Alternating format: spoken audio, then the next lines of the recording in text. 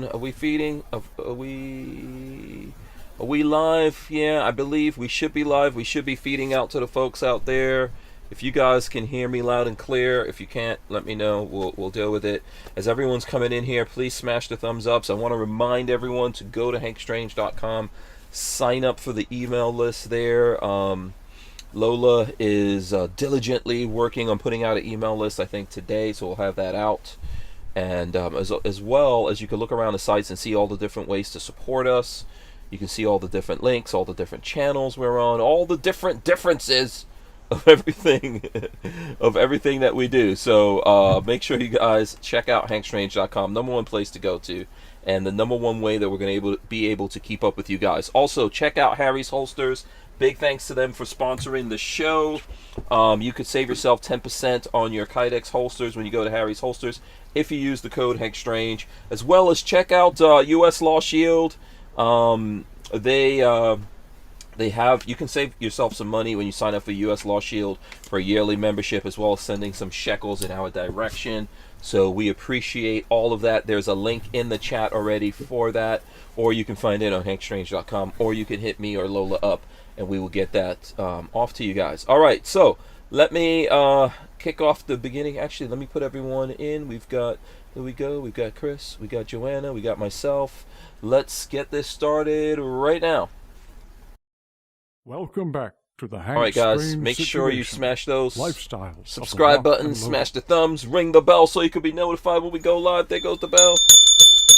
There you go. The bell of freedom is ringing. We are live. We are live. I hope you guys have your big girl panties on. Let's get the jazz hands going. We got to get that going. Let's go. Jazz hands. All right, there you go. Jazz hands going. This is episode 798 of the Who Moved My Freedom podcast. Our guest tonight is supposed to be Tactical Tangerine. She might be coming in late. We'll see what happens with that. Definitely, we have the beautiful Latina locked and loaded. Look at that. You are looking awesome. Thank you. And also the very gorgeous, I'm going to go to a different word, gorgeous man, Chris Liles of South Carolina. Oh, look at that. See, he knows he's gorgeous. You know? Lovely locks. There's nothing more beautiful than when you know you're beautiful. Joining us it's today. The beard that makes me beautiful. Yes. Welcome you guys to the show. How's everyone doing? How's everyone feeling? Good. Fantastic. Awesome. Good to see you guys. The last time I saw you all together was at Train and Learn, right? Train and Learn? Yes, it was. that was the night of the bonfire. And we're all just, yeah, that was a great And night. the aliens. Yeah. The aliens, that's right. That was what was that satellite thing? Starlink. Starlink. Yeah. Yes, that was Starlink was dumping out satellites. That's what we saw in the sky. Yeah, that was wild. I've seen it on video, but never in person. So yeah, you with your own naked crazy. eyes, you got to see a Starlink rocket pooping out satellites. Right? Yep. Because that's what we saw up there. Later I'm on, not gonna lie. researched it. When I first looked up, I really was like, "Wow, that's a really symmetrical and organized." What do you call those? Those Comets. Yeah, I was like, I've never seen anything that perfect. And it's like, no, honey, that's a satellite. I'm like, oh. Yeah. Yeah. Let's see. No, that was definitely crazy for sure. Yeah. That was a cool night. It was good seeing you guys. Lola and I were on a probably, tail end of a very long trip, so it was good seeing all the gun folks out there. I got to Yeah, I dress didn't realize LB Lewis. I didn't realize you were coming out, man. That was good to see you. He was there, but you barely saw him. I saw him for like a second. We just 'Cause dropped there was in. just so many. Yeah, there was so many people there. It was just too many people, too many things going on, too many conversations. It was a great night. Yeah. LV Lewis Cypher in the chat says that Chris looks like Santa. He is in fact Santa. He is the tactical Santa. Yeah, I have been deemed tactical Santa. There you go. He does look a lot like Santa. And I was actually up at Pete's place yesterday, sitting down, designing a case and everything that we're going to do.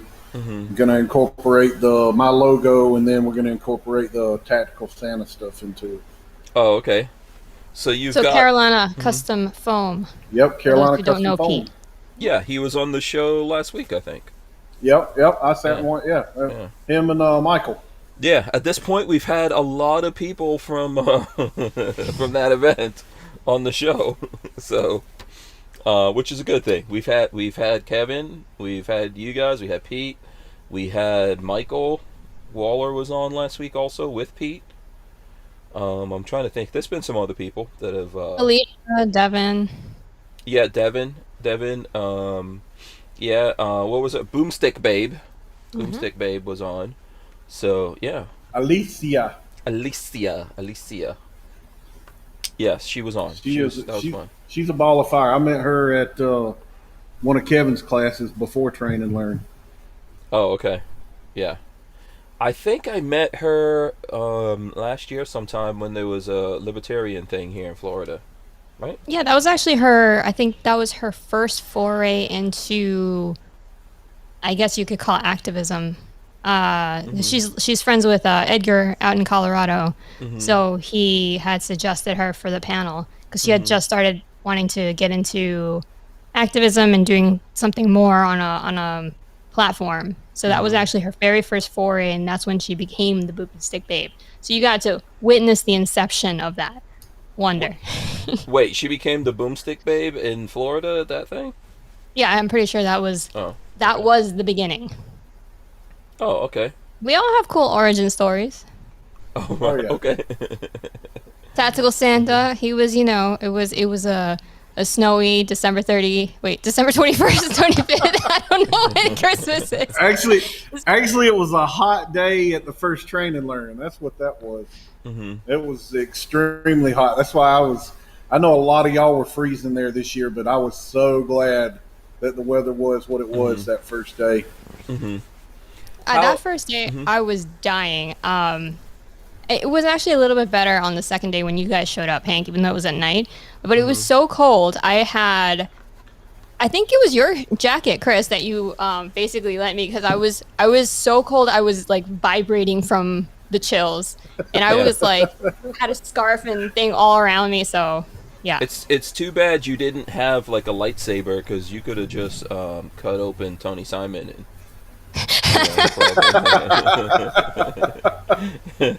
Yeah, it was a lot of people were cold, but for me that's my kind of weather right there. I was loving every minute of it. But yeah, I know a lot of people were really cold that day. Yeah, let me get this super chat up here. Money.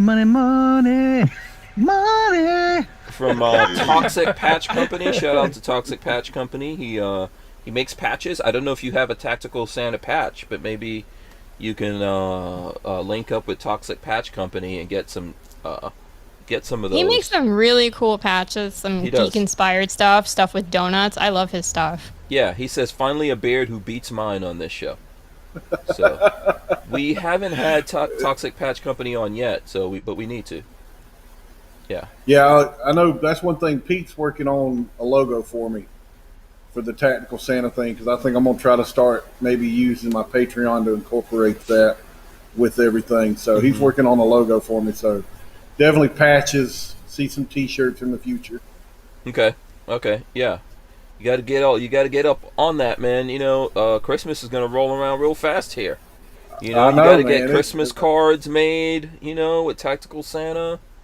I'm already making my list. Yeah, I'm already making my list. Let me give you guys a free idea. Get all the big dudes, all the big dudes out there, and do your calendar sexy big dudes.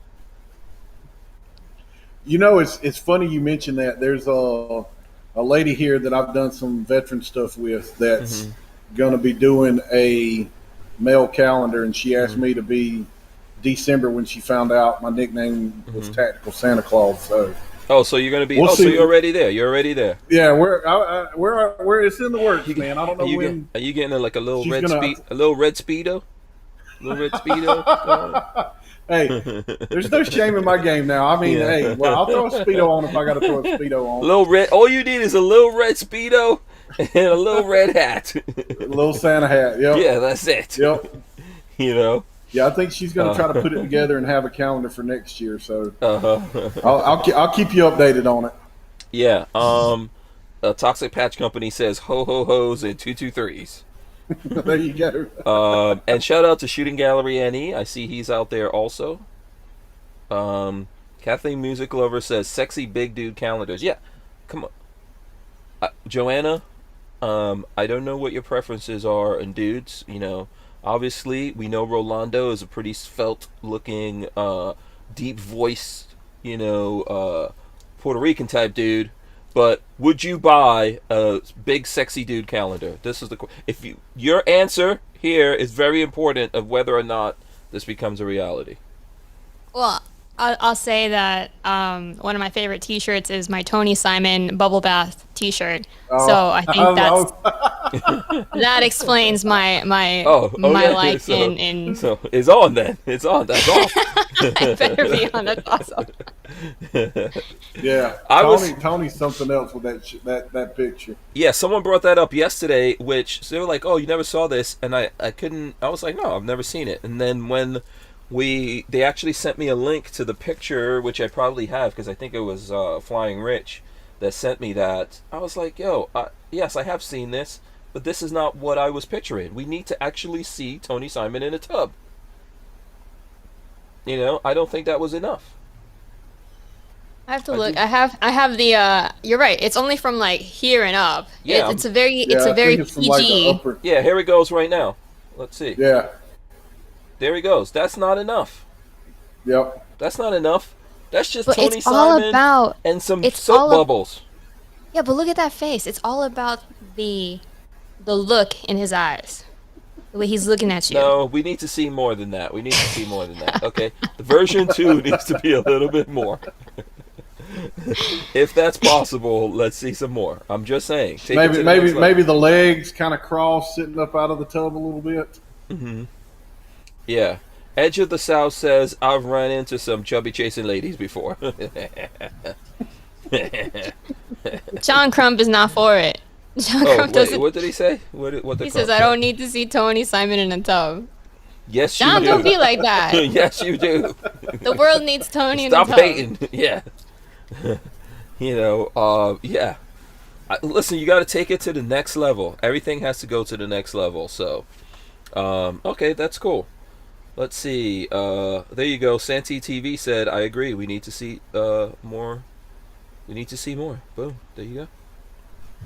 What's the one? What's those pictures called? It's not like nude pictures, but there's some wording for it. Oh, the ones that women always take, like Beauty shots. boudoir or something like that. Yeah. Boudoir. Yeah. So yeah. something like that. I know it was That's something with a B. pin up Yeah. stuff. Some male. Chris, some are male you pin-up saying stuff. that you want to get into a corset? Hey, I mean, I've done weirder things in my life. I've lived a very wild lifestyle. Yeah, So, if it moves the mission forward. if that's what I've got to do, I mean that's what I've got to do. Yeah, Edge of the South says soft core. Yes, and Toxic Patch Company has a good. He says Tactical Santa and John Crumpus. That's awesome. Now that sounds boy. like a sitcom right Yeah, there. is Crump a Grinch? I don't know. Was he a Grinch? I don't know. Krampus? I won't lie. Hey, that's no, that evil I'm Santa not gonna lie. When it comes monster. to Christmas, I can be a little bit of a Scrooge. You can? Oh, yeah. I know Krampus with a K is that evil Santa. Did you ever see that movie? No, that because I don't movie like was scary hilarious. movies. Oh, you don't like scary It's- stuff? That's not that scary. It's not really. It's not. I'll be honest. To me, it's a little more comical than it is scary. Yeah, it's more in the comedy category. It's like a dark comedy. It's not really that bad. I mean, you're a fan of BTS or whatever those Korean K-pop bands are. They're scarier. Those dudes scare me. Yeah. Their latest song was not that great, so it's their first time that they made a flop. So my heart's broken for that. Yeah. Oh, that's so terrible. Yeah. Krampus Jojo, is the you poor German baby. tradition. No, I don't know. Yeah. Yeah, Krampus is a German tradition. I guess like if you're bad, they Krampus comes and kills you or something like that, slaughters you. They scare the crap out of the kids.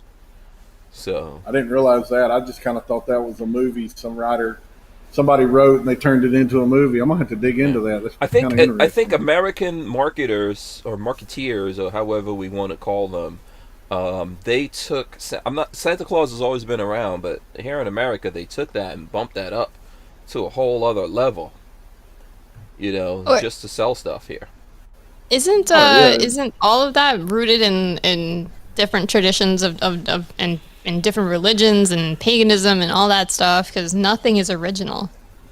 Yeah, but I think Yeah, Santa Claus has been around in Europe for a long time, but not on the level that America kicked it up to, I don't think. no, because you got that Santa tracker that you can go and do now and shows you Yeah. where he's at and everything. And I remember doing that with my daughter. Yeah. But even the idea of going to malls and sitting on Santa's lap and all that kind of stuff, I'm pretty sure that's American invention of Santa. Oh, so God, I you think would not Santa believe existed, you know. The business cards that I get around Christmas time when I go walking around the mall, like, hey, you'd be a good Santa. Mm-hmm. Because my dad, he used to get them way more than me because his beard was a lot longer and a lot more gray than mine. So Mm-hmm. he would get business cards left and right for people wanting him to play Santa Claus during Mm-hmm. Christmas. Mm-hmm. Yeah. You've got to do, I think, during the whole month of December, at least once a week, you should be putting out a Santa video. That's your assignment after this. That's kind of what I'm thinking around the Patreon, except doing it more than just during December. Mm-hmm. Pete and I kicked around a few things. I went up a while back with him and Jay and Michael when he was taking that case over to Blackwater, and that was something we talked about Mm-hmm. on the ride over to meet with Blackwater. Mm-hmm. So we're going to have some things in the works. So there's Mm-hmm. probably going to be something coming out around that I'm probably going to do a separate channel from the gun school and have a tactical Santa thing going on. Okay, cool. Let me get this in from Jackie April. Money, money, money, money. Money. Jackie gave us $5. He says, "Yo, Hank, get you a tank of gas for the Tesla with this Finsky." There you go. Thank you. I appreciate that. $5 can actually charge that Tesla here from my house for, I don't know, probably a month. That's what the electricity costs charging the Tesla here at the house, but I appreciate that. Thank you very much.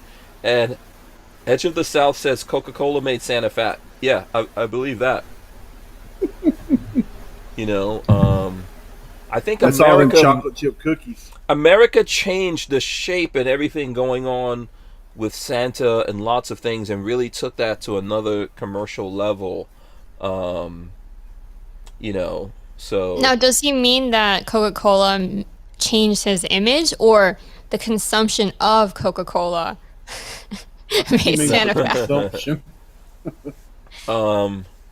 I'm pretty. They made him more rosy and all that kind of stuff. Yeah, I'm not sure what the reasoning was behind it, but yes, remember Coca-Cola used to put out those paintings of Santa. I don't know how long they've been doing that, but I think it's since the 50s or something.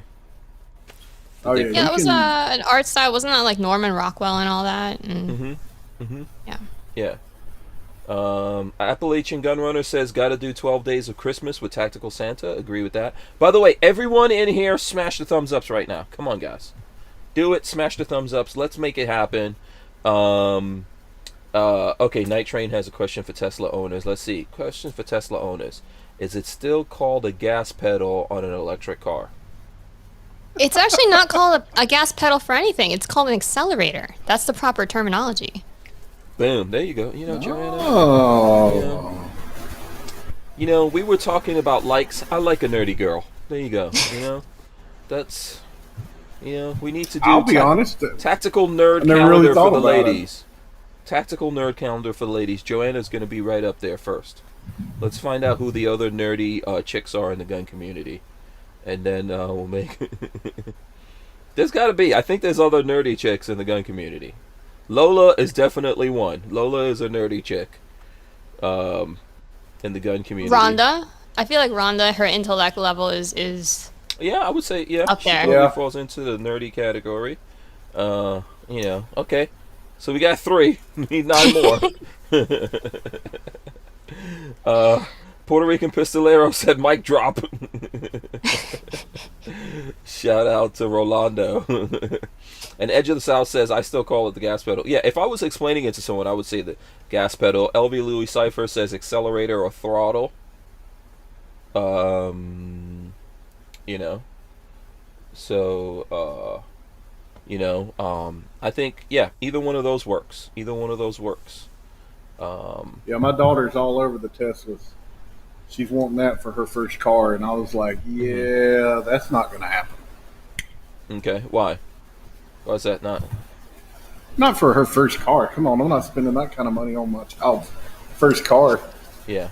So, yeah, that's true. I agree with that. You got to get a hoopty for your first car. Even if you have because- money, I feel like if you look at the children of the very rich, Hunter Biden, what happens is when these people like spoil their kids, they just lack any sense of responsibility or appreciation for money, and then they turn into these hooligans. So I respect a well-off person who can afford, to spoil their kids, but they still make them work for their money, and they're, they make them do chores, they get, paid for stuff. They don't just get handed the goods. That's why she's not watching this right now, because she's supposed to be in there doing the chores. Yeah. There you go. Yeah, but your first vehicle should definitely be a hoopty, if possible for the parents. Make it a hoopty. But look, if she likes an electric car, there are electric hoopties that you could get that are not expensive. You can get her old school. No, electric it's car. not that she likes electric cars. She likes Teslas. Well, She loves Teslas. So yeah, but that's the thing too. Like, so I remember with my boys when they first were getting old enough to drive cars, I was trying to find out from them what kind of cars they like, because I wanted them to say, oh, I want a BMW, I want a Mercedes, or whatever. So, because what I was going to do was take them to the Mercedes dealership and go, see this beautiful Mercedes? You got to work for that. But they were like, I don't care, whatever you guys give us. Who cares? I remember I kept bugging my parents for a new vehicle, because my first was a 79 Chevy Cheyenne truck that was just beat all to hell. And I kept wanting every year. I was like, hey, wait, what year? For Christmas, I'm like, What year? 79. 79, okay. My dad traded in a very nice Chevelle. 79 Chevy Cheyenne? Yep. Okay. Green and white. That was, oh, God, it was just ugly. But, hey, it got the job done. But, yeah, every year I'd ask for a new car. So one year that I opened up the gift and there were keys in it. And I'm like all happy. I'm thinking there's a car out in the driveway. I go and I jerk open the door and there's a little model car sitting in the driveway. Nice. So I'm putting up, here's pictures of a Cheyenne right now. That's not bad. Those are classics now. Those are tough to get nowadays. It did not look that good. Yeah, but you see what I'm saying though. Those are considered those are considered classics these days. If I hadn't wrecked it, I might still have it. I mean, that was a lot. I mean, it was a beater and just ugly paint job, but it got the job done. What was your first car, Joanna? It was a strawberry pink Dodge Neon. What year? Dodge Neon. I gotta think. 90s? Oh, wait. I think that's 90s, right? That's when Neon Yeah, I want to say late, like 1998 or something, or 7. started? Okay, 1990. I think that was the popular color, too, for it back then. Yeah, Yes. it was. I've never In seen Florida, it. Was like iridescent pink. Was it this? Hold on, was it this? Yes, that's it. That's But not bad. Yeah, no, I wasn't. Oh, I that's a liked my 2-door. car. Was it a 2-door or 4-door? It was a 4-door. I didn't get the sporty one. Oh, But okay. it was to me it was beautiful because it was Yeah. strawberry pink. It was That's not glowed bad. in the Yeah, sun. let's see. Okay, now I gotta find a pink one. Hold on. I didn't, I didn't figure you'd be a pink. You know. There's not. That's I pink. was when I was 18. Let's see if I can find the pink. Oh boy. Oh boy, hold on. Here goes the pink ones. Boom. Did it have this stuff written on it? Yeah, it had all kinds of, and it had that font. Yeah, Neon Star? No. it didn't Really? say star, but it did Oh. have that was the neon font that came with it. Oh, Oh yeah, well. everybody went crazy with the neon thing and had all kind of different Oh, man. little logos and stuff made that I remember when people had Mhm. neons. Yeah. Let's see. Yeah. LB Louis Cypher says But- Dodge Neons make a decent stock race car. Yeah, they had the what was it, the SRT or something like that? Mm-hmm. My Yeah. Yeah. They tricked it out. Yeah. Not that anybody asked or cares, but my first car was a 1985 Honda Prelude. Let me see if I could find. Here we go. Here's a picture. Yeah, This buddy. is exactly what mine looked like, and I bought it myself for myself. I had a 4-door there for a while. Yeah. That was my 1985. get around vehicle. Yeah. I only, so to me, cars should only be 2 doors. Cars. So if it's like a truck, SUV or something like that, it could be 4 doors. But a car should only have 2 doors. 4 doors is sacrilege on a car. I don't know. Now see, what I like the new Chargers. Oh yeah. I like them in a 4. I like those in a 4-door. I think they look good. I'll They agree do- with you that cars look better with 2 doors. I Yeah. had a hankering for a Jeep a few years back, and I wanted the 2-door Jeep, but it Well, seemed that's the most impractical. capable. Well, for Yeah. if you're gonna get a Jeep to go off road, that's the most capable one, the 2-door. Yeah. But so listen, I don't hate 4-door cars, but I don't think cars should be 4-door.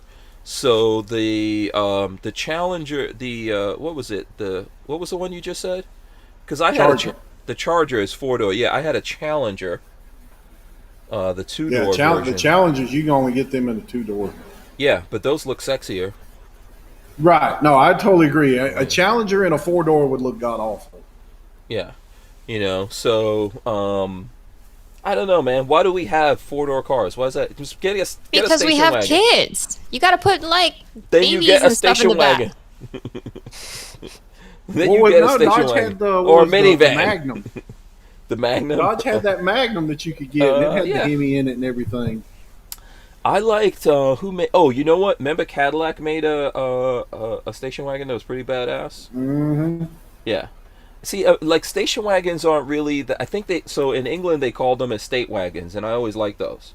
But people don't like that here in America. I think America is not fond of a station wagon. That's why minivans outsold them for a long time. And then what was the thing? Was it what was the really ugly, like in between a station wagon and a minivan thing? You guys know what I'm talking about? Every Subaru. Was Oh, that's cold. No, there was this thing I just saw today that I think they came out with a new version of it. Something was trying to tell me that in one of my news feeds, and I was like, "Why the hell would they make a new I version keep of that?" thinking of that Oldsmobile van that they had back in the day. Mm. I think they used it in like the first RoboCop movie because it was supposed to look futuristic. Yeah. God, what was the name of that thing? Let's It had see. that big, deep, long kind of front end to it. Yeah, I would have to see exactly. Okay, lots of Edge of the South says, what does he say here? First of all, Kelly Liles says, I have a 4-door Jeep Wrangler now, love it. Is that person related to you? That's my wife. Oh, well, okay, then we're not listening to I her. don't claim No, her I'm all just the time. Yeah, exactly. I'm not knocking the 4-door Jeeps, but I just like if I was going to get a Jeep, it would probably be the 4-door. But if you actually want to be capable off road, the 2-door Jeep is the one that's the most capable. In terms of like rolling and stability going over things, is the 2-door one more stable? So your 2-door is more Compact. So you don't. You can go over a lot of It has a hills better and rocks, and yeah, you it has don't better- end up getting. Yeah, hung it up has a on the better bottom. angle of approach and stuff like that, I think, than the 4-door ones. but the 4-door ones don't have as much room. Like when I was actually thinking about getting a 4-door Jeep, and I wound up getting a Toyota 4Runner instead, because it's just not as much room. I feel like those 4-door Jeeps might as well be 2 doors. They just don't have a lot of room in the back. There's more room than what I was expecting in it. Really? There's more room than what I was expecting. Yeah, I mean, I couldn't sit behind myself. Countryed in one, and I was in the back, and I didn't have any issues. Oh well, you're a little tiny person, so. That's true. Yeah, I mean, you yeah. don't I mean, count, but for me, you don't somebody count my Johanna. size, it's not as bad as what I thought it was going to be. Could you get behind yourself, Chris? Oh hell no. Okay, then. There's no way I could get behind myself. Yeah, because like when I was looking at that, we were trying to get something for all 4 of us. Lola is the shortest person in our family. Okay? So we could put Lola in a pocket of one of the doors. All right? But the rest of us, like I needed to make my wife is short, so when she drives, I would ride behind. If I have to ride in the back, I'm riding behind her. Right, exactly. Yeah, I don't like to sit behind Lola when she's driving. I need to sit next to her because I don't trust her driving that much. So I typically drive. I don't trust anyone else. I want to be the person driving when I'm in a car. Has she ever had a car accident that was her fault? Yeah, I'm gonna say yes to that. Have you? For sure, absolutely. I've been driving since I was like 16 or something. But so yes, I've had a lot of car accidents and stuff like that. But I don't know. I don't think Lola takes driving as seriously as I do. I don't think anyone takes it as seriously as I do. I think that's a man thing, though. Not to be like sexist or whatever, but like Rolando can't help himself. It's like if we're driving somewhere, he doesn't even want to drive. But if he's gotta go with me, it's like automatically he's like, I'm gonna drive. Yes, that's where I'm at. I could be. Oh, completely capable. I can drive. No, I have to drive. No. I guess I'm the opposite because I could care less. Oh, really? I have a feeling like Lola's going to try to take me out if she's behind that wheel. I'm not leaving my life, the fate of my life in her hands. If she was trying to take you out, she could do it easier than that. She's a pharmacist. Yeah, but I don't feel comfortable. I don't feel comfortable. And she's a good driver. I think I have upgraded her driving skills over the years. I taught her everything I know. I mean, when I met Lola, I think she'd driven a couple of times. I remember her telling me one time, her first time driving, she stole her parents' car to go somewhere and crashed you guys it. met in New York City, right? Yes. So that's the thing. Like, people don't drive in New York City. I did. I drove in New York City every day. That's why I'm such a good driver. I've done it twice, and I absolutely hate it. Oh, it's amazing. I could do it. I have fast reflexes. No. So. I mean, I've got the reflex everything, but my it's road not a rage pleasant experience. Why would you want to? Yeah, but I did that every day. To me, it's nothing. It's like the Matrix. You could see when I first met Lola, we were driving in New York City, like down one of the avenues that has like four lanes or something like that, and there's cabs pulling in front of you and all that. And I was driving for a while, and I looked over, and Lola was like, "What is happening?" And I was like, "What's up?" She was like, "How can you even see what these cars are doing? You get used to it. You slow everything down." You're Neo. You could like just look down the street and then see what the car is gonna do. It's bullet time. It's bullet time. I see everything. I can see things. I've always been like that. I can see things slower than they're really happening. Then you have no problem driving in Miami. I commuted down to school for 4 years from Broward, and let me tell you, every day was like the Hunger Games, like trying not to get like turn signals. Like, what is that? Nobody uses turn signals. Like, you're lucky if someone has insurance or a license in South Florida. So it's usually people, just like random people, never driven before. Yeah, third world never country. Taught to drive a car. Yeah, that was the thing. The first time I went into New York City, we were up in New Hampshire at Old Service Buddy. We went up to visit, and I asked him. I was like, "What do I need to know about driving in New York City?" He said, "Forget your turn signal, blow your horn, and just change lanes." Yeah. And I thought he was just messing with me. And then we actually got down in the city, and I'm like, holy shit, he was serious. Yeah. Well, so I could say this from growing up, like driving in New York City, it's patterns.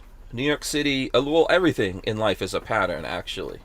We all follow patterns, even as human beings. Just like when we look at nature stuff about fish, and they're all following a pattern and doing stuff. So I think human beings do that same thing. And if you're you can literally predict what people are going to do. So even driving here, I'm like, okay, if we're going over here, we don't want to be in the right lane, because people are going to be turning in this right lane. So if you're going past that, you're in the middle lane. There's I think about things before I get there. It's almost like playing chess if you're driving. So you need to be predictive of what's going to happen.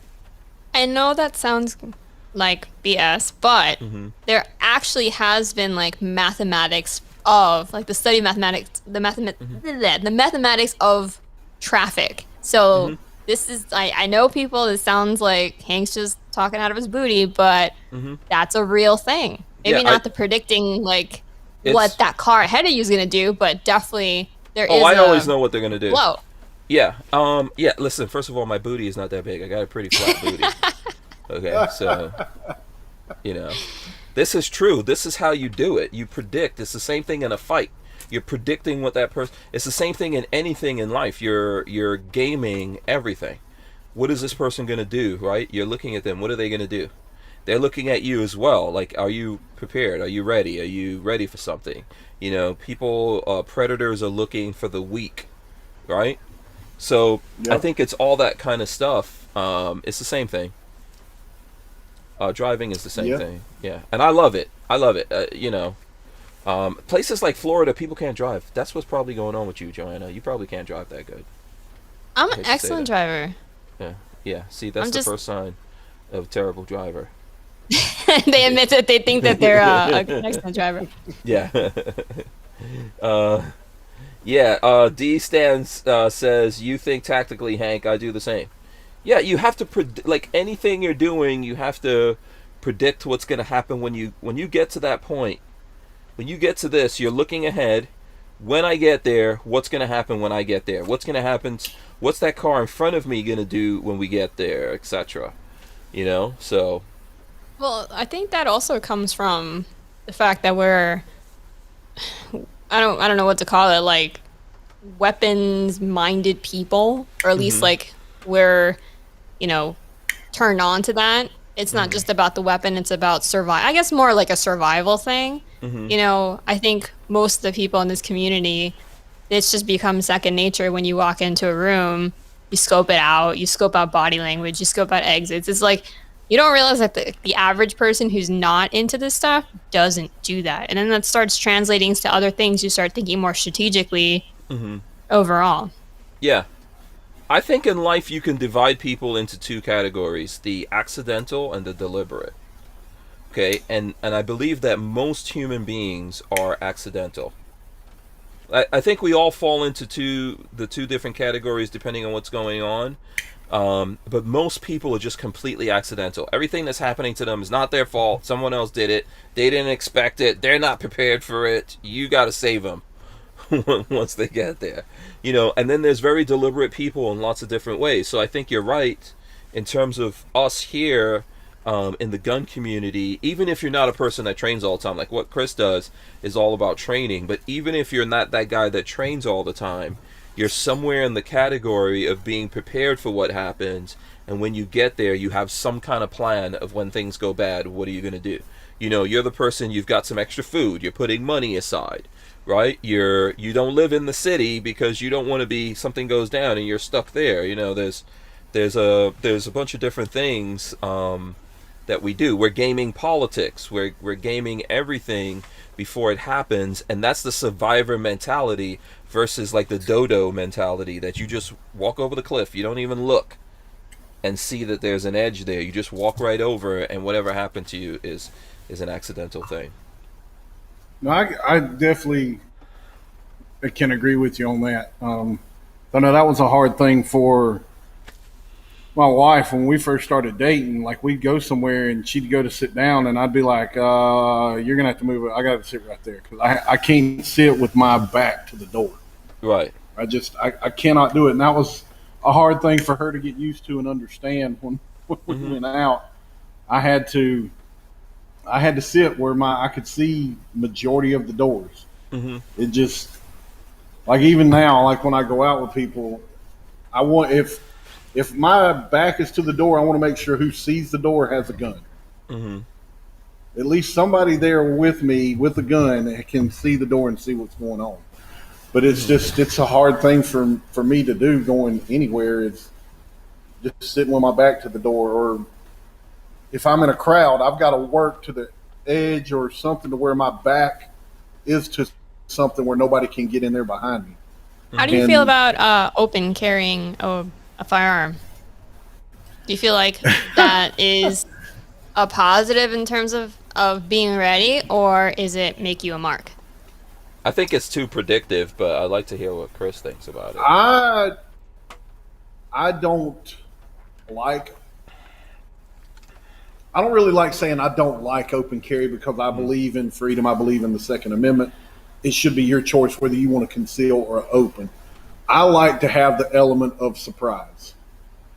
I don't want anybody to know I've got a gun on me. But now there are some people that feel if somebody comes up and sees me with a gun, then that's probably going to deter them from coming in and doing something. Which, truthfully, I feel that's 50-50. I think you have a 50-50 chance on that. Some are going to just walk away, and then some are going to go ahead and they're determined on what they want to do. And now they realize you've got a gun. I'm going to go ahead and take you out first.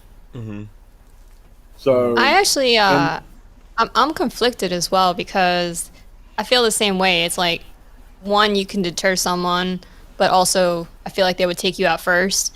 But from a concealment perspective, like, well, Tangi was might be coming on, but she's really into like showing how to dress as a female and be able to conceal. Like she, I don't know how people felt about her. She put a gun under her hat. She was wearing this catsuit the other day, and I'm like, every day I like scroll through Tangi's like IG to see like what she's doing today. So she was wearing this like skin tight catsuit, and I'm like, so where's the gun today? And I started laughing because she had that under her hat. So she always finds a way. But no, for real, it's a struggle as a woman. So I mean, I sometimes fantasize about a society, a community of people where it was just super normalized, like back in like the old West, where it would just be there, like on your hip, on a shoulder harness, and just like not have to worry about trying to hide it because it's like a pain in the butt. Yeah. So I know, especially for women, because that's what I get a lot of questions about when I get women coming in is how do I conceal this? Because I tell women all the time, do not conceal it in your purse, because that's, for most criminals, they're looking for a quick snag and grab it and go. So that's one thing that way they can grab it, rip the straps, and take off, and they've got pretty much everything. And now, if your gun's in, now they've got your gun. I tell a lot of people about her, which one of these things does she have that it under her hat? Do you know? The one where she's wearing, I think it's the one in the middle with her purple curls. Yeah, the one right here. Like 1, 2, 3. Yeah, that one. See, skin tight catsuit. Okay. Yeah. Okay. I'll let it. It's taking some time to load. So was it securely under her hat? I'm sorry, Chris. Was it secure under that? No, you're good. It actually wasn't. So, but she's like, I wouldn't be able to do that. I told her, and I was like, but she commented. I mean, she said in her video, she's like, don't do this. I know what I'm doing, but you don't do this. She's like, she's pretty good with carrying stuff on her head. I would not be able to pull that off because I've got an egg head, and that would fall off in 2 seconds. But she was, I mean, she's moving around, and it's not falling. And she's going to come up with an idea for a hat holster, I think. Yeah, exactly. I mean, this is not, it's not practical if you're actually doing everyday life. But I guess it's funny. It's cool on a video. Yeah. Yeah. What do you think about that, Chris? Sorry, and I know I interrupted you. Forgive me for that. No, you're fine, man. I mean, she's providing options. Is it the best option? I, If you can get away with it, like some people can, like walk and carry stuff on their heads, and too, she's kind of got the hair to kind of work with and make it where it would still look stylish, and she could actually carry a gun up there. So yeah, I think if you can make it work and you're safe, I mean. I'm thinking she's onto an idea here. Like she could possibly make the hat holster, a line of hats that have a holster inside of them. Right? Because the big thing I've always heard from women or the asking me that what women ask me are the bra holsters. Yeah, I have one. And of those. I'm kind of like, well, that's not really something I can try out and tell you if it's going to work or not. But I mean, what I tell them is, I'm like, I think what we you could gotta both think probably about- rock a man's ear if we wanted to, Chris. But go ahead.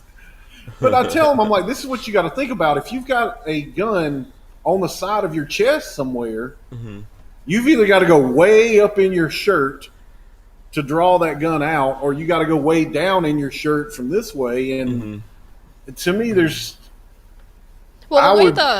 it's the flashbang holster, the one that people that I don't know if there's anything else out there, but that's the one that's pretty famous.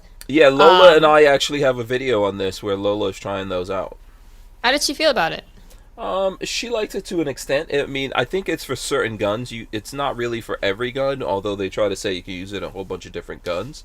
And I think you want to be careful, right? Because if it is here and you're just, it's quick enough, just the way you would, like a guy would get his shirt out of the way, you can rip your shirt up this way and pull something down. But what's important is, what kind of trigger do you have on that gun? Because if you do the wrong thing, you're blowing your own head off, right? And this is what we always want to think about things. So I think it would be what gun, and what does that gun need to be ready. So there are guns that you have to cock them back and pull the trigger, etc.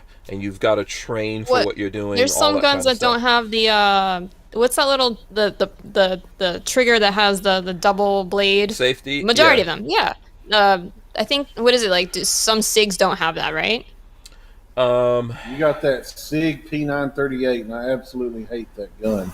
Yeah, because it's built off the 1911 platform, and it's one of those where, because it's something we're having to go over now with the new changes in the laws here in South Carolina, where you carry what they call cocked and locked. So you've got the hammer back, but the safety on. And I have people that come in with that gun, and they're like, "How do I need to carry it?" And I show them both ways of how to carry it. Like that, cocked and locked, hammer back, safety on, or safety off, hammer forward. But what I'm trying to teach them is you're either going to practice drawing and flipping the safety off, or drawing and pulling the hammer. And it's a good gun. I don't have anything against the gun. Just for concealed carry, I don't like it. I don't like it at all. But two, I kind of contradict myself, because I tell people, look, you get what gun you want, you carry what you want. Don't let anybody else tell you different. But whatever gun you get, you've got to make sure you train drawing it from however you're going to carry it, and seeing what's going to be the better option for you. Because that brings up the whole debate about carrying with a round in the chamber.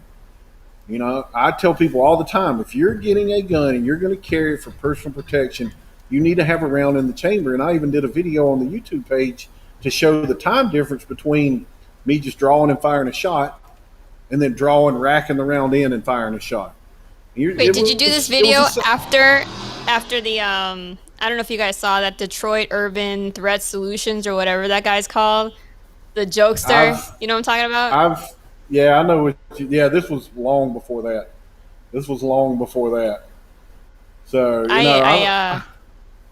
I felt like the sad thing is this guy's actually serious. But if you want to have a good laugh, find his IG and just scroll through.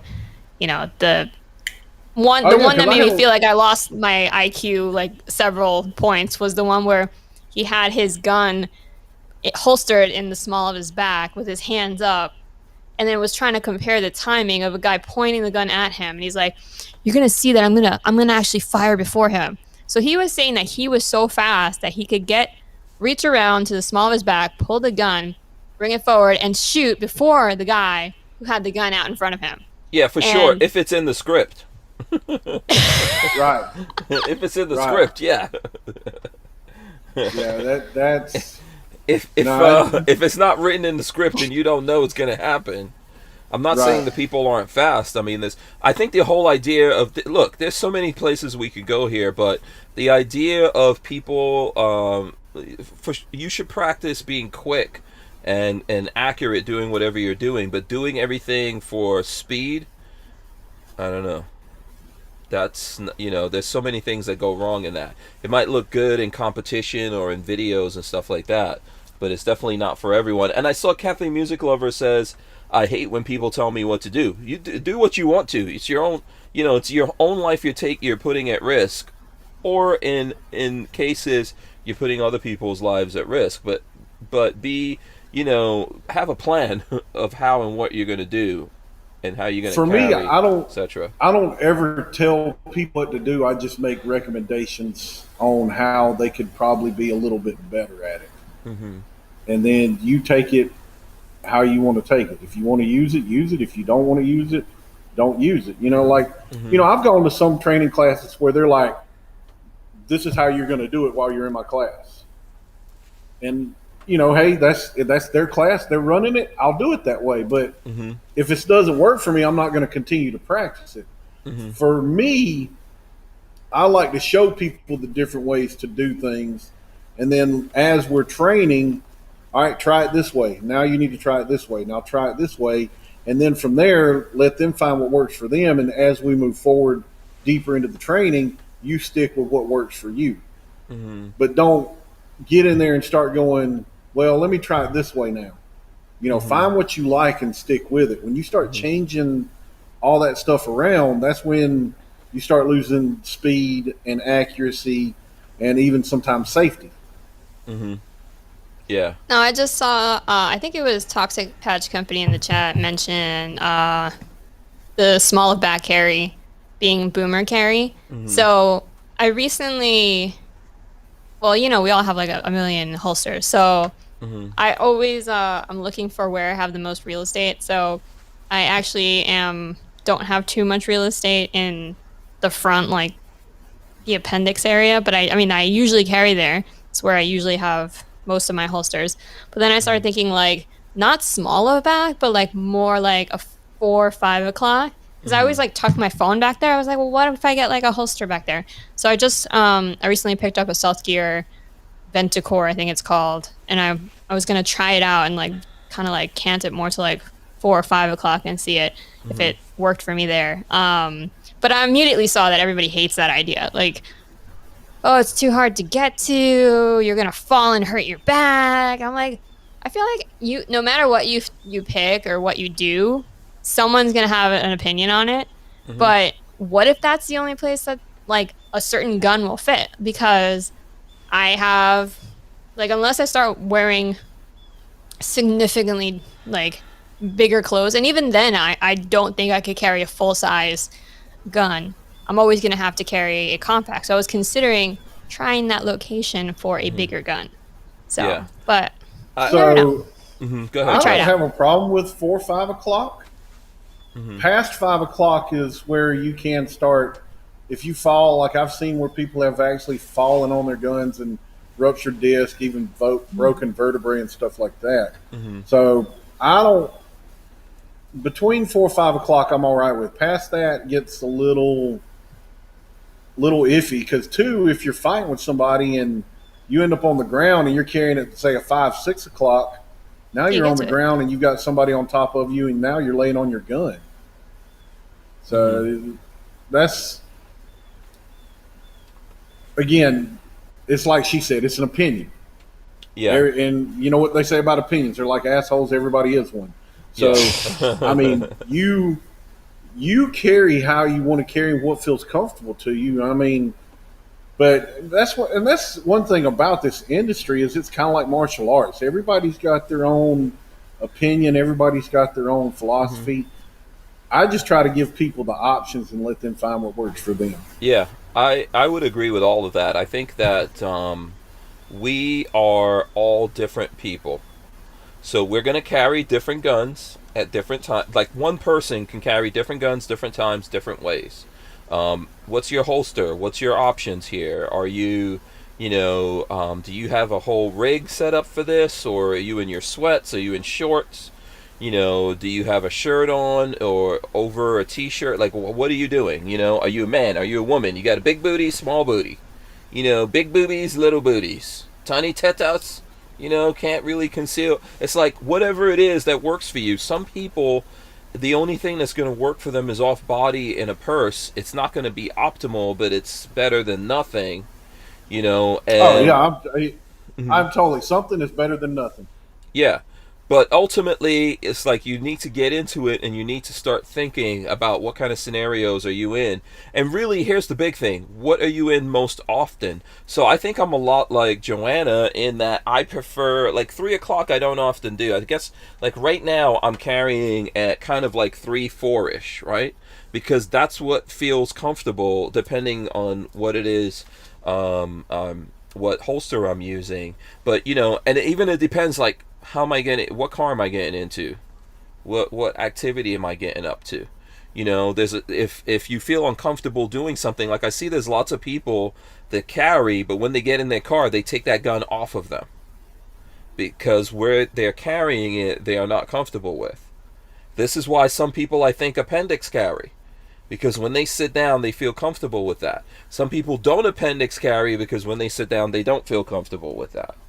There's so many different options here that you just really have to figure. If you got to put it on your head, the only thing I would say is secure it. That's my thing. Secure it. I'm telling you, she needs to out. come out with that hat holster. That's going to be a big thing. Yeah. Especially, for women, because I know a lot of women don't like the pants, the belt, and the holster. And usually, have you looked at some of Danae Adams' stuff? No, I don't know. Yeah, but that's the they have like the corsets and the shorts and stuff like that. I think one of the big things is like South Florida. It's like brutal hot, like year round. It's like 100 degrees like every day, 365 most of the time. But so I have like a few belly bands and a corset. I'm gonna tell you exactly how many times I've worn it. Maybe once or twice, because it's just like you're just gonna sweat all over it. It's disgusting. So I mean, is it the best? Like, I think it's like, oh, it's awesome, but it's not feasible. And that's also like why so many people down here, even though we all can agree that a bigger like a 9mm is gonna be a better gun. Like I have a P365 that I'm now carrying. That is now my first choice of EDC. But before that, I was always, even though I had other compact 9mm, I would always be carrying my 380 Ruger, the LCP2. And a lot of people would turn their nose up, oh, it's a snappy gun, you're not going to be accurate. I'm like, I go to the range and I practice and I'm good with it. So, can I put that in a holster? And if you have a cargo pocket, will it fit in there? Yeah, it's amazing. So it's like shorts life, like that's the most common gun in South Florida. If you did a survey, I would say most common gun in South Florida is what, P365? No, I would say a 380. Oh, it's compact. like a P3AT? Yeah, something tiny. Okay. Obviously, it's not going to be. Yeah, the Keltec is the P380, P3AT. And Ruger has what's Ruger's? Ruger's something. The Ruger LCP 2. They just came out with a new one too. Yeah, I think LCP 2. Lots of people like to pocket carry here in Florida. They don't really believe in holsters so much. Now with that P365 and the Hellcat, I mean, and then the M&P Plus, you can pretty much pocket carry a 9mm now. Yeah. It's still, I have both of them, and I like put them side by side, and I'm like, I think that the 365 is really small, but I still think that you can't beat that 380 compact size. Like, it's tiny. Yeah. Oh yeah, I mean it's going to be hard to beat that because I mean my wife, she carried a Glock 42 for the longest time, and I was finally like, we got to get you in something with more rounds. And I had the Hellcat, let her shoot the Hellcat. She didn't like it. And Sonya had the 365 and she shot it and liked it. So that's what she carries, is the 65. Oh, okay. Yeah, that's cool. The Hellcat's alright, but it's made by bastards. You know. I my know opinion. That's my opinion on that. everybody dogs me because their little stuff. I mean, it's all little stuff until people say we can't have guns. You know, it's all little stuff. But yes, you know, people kept like I refused to do anything on the Hellcat or any Springfield things. I used to do Springfield stuff when I first started, and people kept asking me, and I did something with it. It's okay. I think the Hellcat's all right. It works. My one of my best friends, her and her husbands are fairly brand new gun owners, and they both got matching Hellcats. And I had asked them to like go with me to the gun store so I could give them some advice, but they were, you know, our schedules didn't align. And I was like, when I found out what they got, I'm like, oh my god. They went over to the dark side. Yeah, my first gun was a Springfield. But that was before all that. Yeah. I noticed. Go ahead. Sorry. Go for it. No, Lola No, was she saying, actually- hey. Lola doesn't want me to start getting political, I guess. Whatever. I will my do friend as I actually, please, woman. Yeah. Sorry. She actually had, no, it's okay. I was at her house the other day, and I was helping her with her grip and getting her to teach her how to dry fire and all this stuff, because again, she's fairly new. And I was trying to fix her grip because she was doing this cross thumb teacupping thing, and I'm like, what are you doing? So I'm like fixing her grip, and she couldn't, like, when I got her to do the correct grip, she couldn't reach the trigger. And she actually, I figured out, at first I was like, this is a tiny gun. I mean, I don't know if I ever told you the story, but my hands are too small for one of my guns. My trigger finger doesn't reach when my CZ is in double action. So I believe I have to. I didn't even realize I was doing it. I was kind of like shifting my hand, moving the webbing of my hand over a little bit, and it was totally unconscious. And it's actually happened at Train and Learn, where it's someone who was like, you're doing this, you need to get a smaller gun. So that was like, oh my god. So I saw that she was doing the same exact thing. She was moving the webbing of her hand over and messing with the grip because she couldn't reach the trigger. And I'm like, that's impossible. It's not like she's a midget. Like, the Hellcat is tiny. So I figured out that she had a weird finger. Like, she couldn't bend her trigger finger. So the real issue was that she needs to get a gun that doesn't have that blade safety, because she can't get her finger to push on that blade safety and get the trigger to pull. So she was giving away the Hellcat. What? And she asked if I wanted it. And I said no. So you should have taken it and sold it. That's what I would do. I was going to say, if you'll get it, I'll split whatever we make on I'm telling you, I don't. Even the Hellcat, I'm not gonna say no to if someone's giving it away. You could sell it like that. I sold the one that we did the video on immediately. People are buying those things. So okay, a couple of things happened wrong here, and I'm not blaming you. I'm not even blaming them. I think when you go to buy a gun to carry on you or for self-defense, you need to figure that kind of stuff out before you buy the gun. But a lot of people don't. No, they don't. I'm a huge advocate for shoot it before you buy it. Yeah. You know, and the Hellcat's popular enough that you could do that, not everywhere, but in a lot of places. But I think people go in there and shop for a handgun, and this is a mistake by price. Well, I think this is exactly why I wanted to go in with them to the store, because the problem is, I mean, a lot of guys, I'm sorry, I'm not to be sexist again, but a lot of guys, even if you're not a gun person, it's like, I'm a guy, I can figure this out. I know stuff. So I'm like, Yep, the second the husband got in there, and then two males met up on at the counter, the sales guy and the husband, and the sales guy, this is a great gun, and the husband went, yeah, I've heard of this one, yeah, let's get it. Like, So do the husband and wife look alike? not at all. Yeah. So what the hell are they doing? They're not the I don't same know. person. Exactly. Well, Yeah. and that's usually where I piss husbands off in my permit classes, because I tell the wives all the time, wives, girlfriends, whatever, don't let your husband buy you a gun, Mm-hmm. because more than likely happens a lot. he's buying a gun for himself. Mm-hmm. Mm-hmm. Yeah. Yep. We're not the same. We're not the same. Our hands, my hands are different from Lola's hands. She's a Lilliputian. I'm a normal sized human being. You know, I mean, we're not the same people. So why would you carry the same gun? Doesn't make any kind of Right. sense. It's not gonna Right. fit it's not gonna fit your functions properly. You know, women, for whatever reason, women are wearing jeans that don't have any freaking pockets. You know, whatever. Your hips are more showing your hips is more important than having pockets for the ladies. Okay. You have to think about all these things, right? The way that you dress, the size that you are, the size that your hands are, size that your fingers could be, right? You know, we're just not all the same. And guns, some guns are made for women. P365s are actually made for women. People don't know that. And so men that can use those guns, you basically have women hands. You just got to learn how to deal with that. You have the hands of a woman. If it works for you, though, then good for you. That's um, that's like I call it the P365 SAS. That SIG anti-snag. And I had a buddy of mine that's got one. He was like, "Don't call it a SAS." I'm like, "Well, that's what it is." He was like, "No, it's a SAS." Mm-hmm.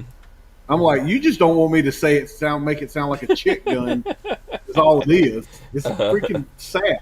Yeah. He's like, "No, it's a SAS." I'm like, "Oh my god!" I'm like, "You're not in some British special forces." I mean, I'm not trying to be messed up, but the P365 was designed for women.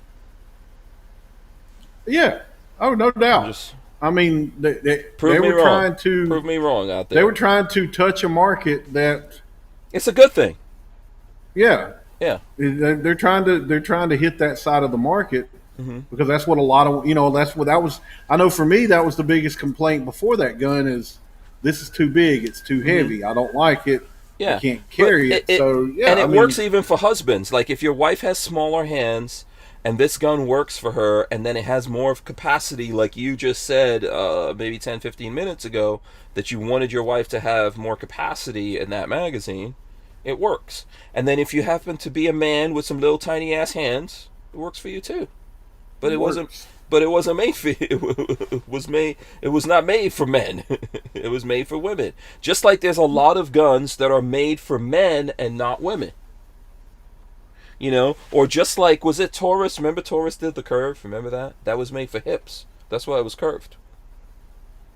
That Oh, actually, God, in man. theory, I mean, I did, since I haven't heard of it, I'm assuming it's not around anymore and it didn't work out.